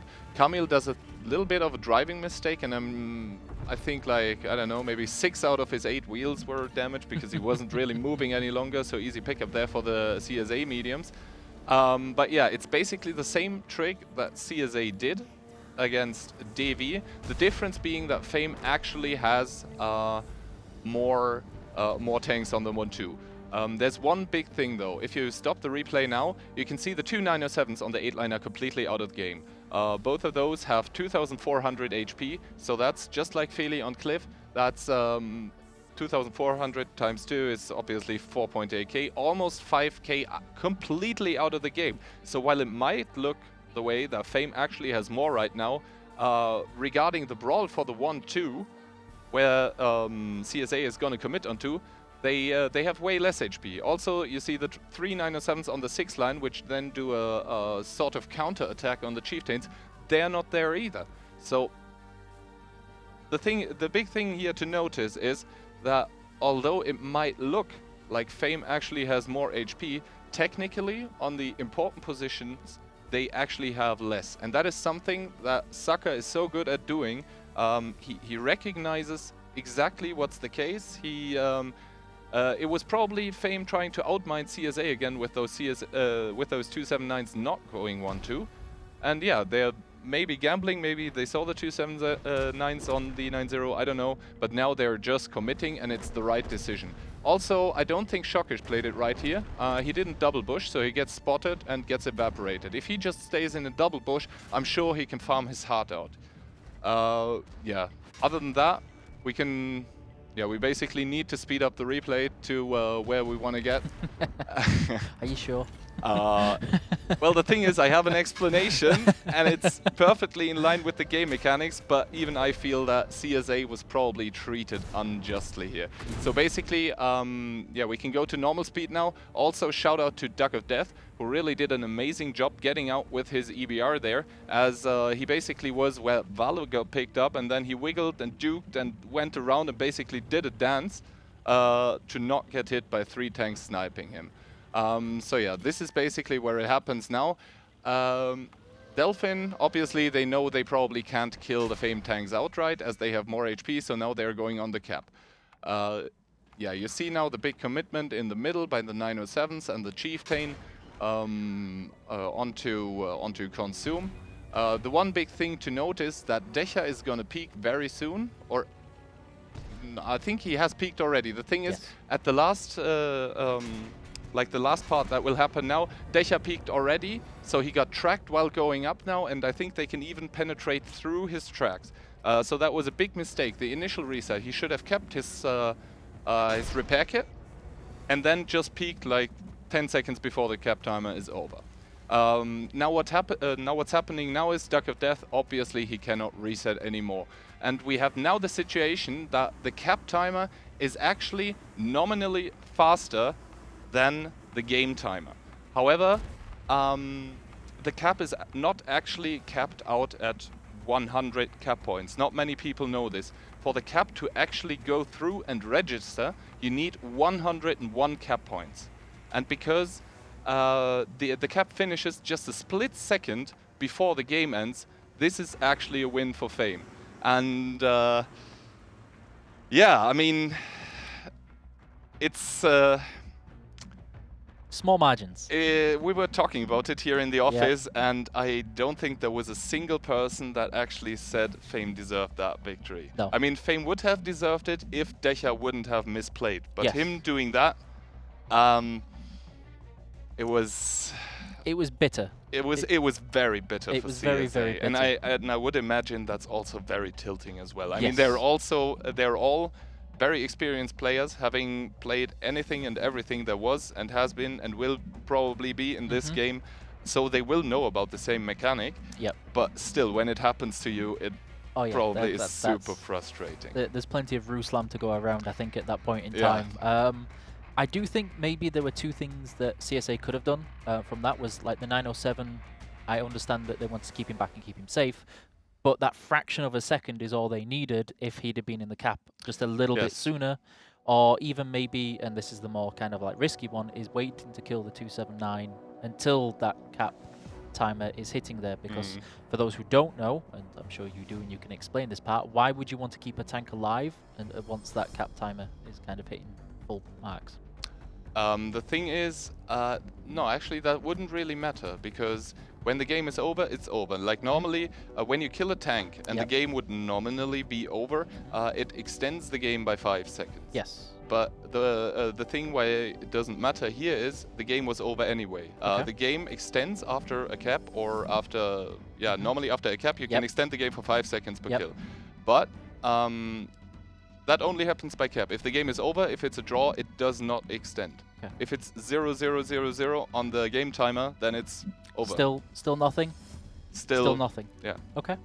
And so one of the things that I think was pretty interesting out of that is that everybody in chat was, of course, very sympathetic towards CSA. I was too. I gotta be honest. Like, it felt like they got cheated out of it, so to speak.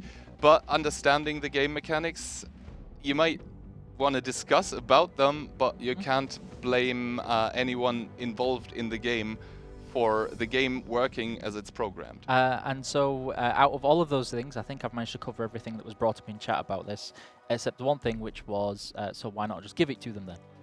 Well, where do you draw the line then? If an admin can just step in and say, well, this seemed unfair, where do you stop? If, like, I think it's the fairest to everyone, although Fame might have CSA might have gotten the worst of it this time, to just let the game decide, because then you obviously have a neutral sort of jury. Yeah, okay. So that's definitely all I remember needing to go through this, going through chat at that moment in time. But for chat, we do get to announce all of the big goodies that will be coming up on screen shortly. And so we haven't got play of the day yet, because we have to spend some time going through that with the experts, the analysts, and the casters. Same for the MVP names for today. But we do get to give away our daily followers, so there's 5 of those. We have the weekly follower, which was the gigantic, ginormous, as you called it, genetically modified monstrous cherry of 1,000 euros, because why not just give a small prize when you can just go, here's more than you can handle. And then we have the tournament MVP winner. This is a person who voted in chat for their main overall tournament MVP on there. And then we will be giving out the remaining prize pool to those players when we kind of sit down, deliberate, because these were very quick games overall. It's very hard to kind of like analyze them sensibly and fairly. I mean, if we sat here and immediately had the answers, Yeah. I don't think it would seem quite right. Although As the prizes are pretty big. I know Carrie Barry has already like this right here, with no bias whatsoever coming from. He's like, this is who should get it. But I know the like you mentioned with Sakalito's tactics was very strong during the tournament, and that helped massively. In the last game, I know Barry was saying this, and you yourself, was that Annihilator did a fantastic job on Live Oaks. Yeah, he stayed alive. He did 5k in the Leo. If he hadn't stayed alive, I'm not sure Fame could have taken it. Yeah. Yeah, and so that really, like, just for anybody else who maybe was too caught up in the action to kind of think about, oh, so who would you do that? You can either A, rewatch the stream, which you should definitely do, or you can kind of go through the hints from there. So we've gone through the winners, we've gone through this. We will show you how the tournament progressed so far. Now, were there any major upsets from this tournament, do you think? Who made it through that you didn't think, and who went out before that you thought they should? Definitely. There were some spicy games. Okay. I think, for me personally, because I know a lot of these people, the spiciest one was definitely, what was it? Yeah, DV second against Trust. DV Trust actually taking the win here, as they used to all be in one community, and the guys playing for DV second now were nominally the first team of Trust. And now the nominal second team gets to actually beat them. I think that was the spiciest one. Other than that, there were some pretty cracker games. Yeah, no one of us wanted to predict who was going to win Invil against Fame. CSA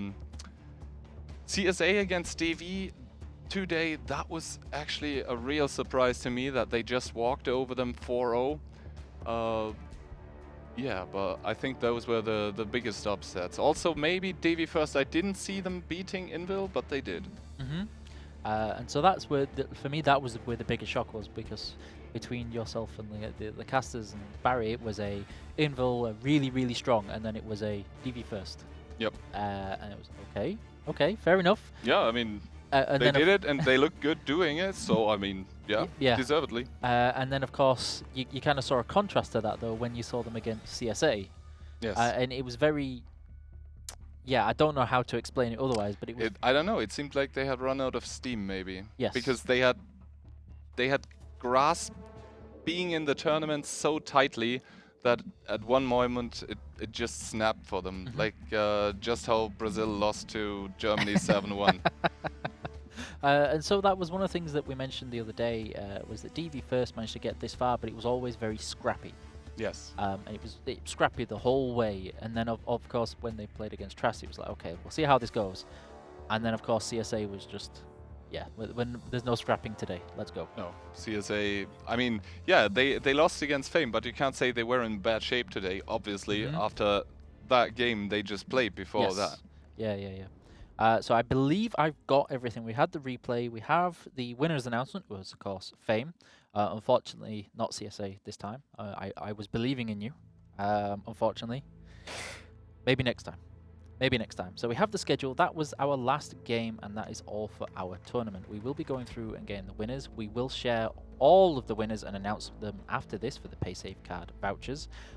Thank you, everybody into chat. Thank you very much, Kihan. Thank you very much, Barry. Thank you very much, Jackie. And thank you, Mojo, for your awesome contributions and the way it's gone. Thank you, everybody in the office, especially the video team. Although, if you ask Daki, not Juan. Especially Juan. Helping through all of this. Juan tricking Daki a couple of occasions, and I think he's now getting some coal for Christmas. But yes, thank you everybody in chat for joining in. Make sure that you follow all of our channels, of course. Make sure you visit Paysafecard, of course, for their wonderful sponsoring and contributions to this. We will find somebody to raid coming up, so that should be pretty fun to go through. Hopefully an arty play, because I know how much everybody loves those. Nix might be streaming. Hopefully Nix, maybe Nix. So we'll see how that goes. So I hope you have a wonderful morning, evening, or night, depending on where you're at. I will let Keyhand do the final goodbye, because he has plenty of memes of him so far, so I'm looking forward to what this final expression will bring out on the internet. Domstab Prost, and have a nice evening.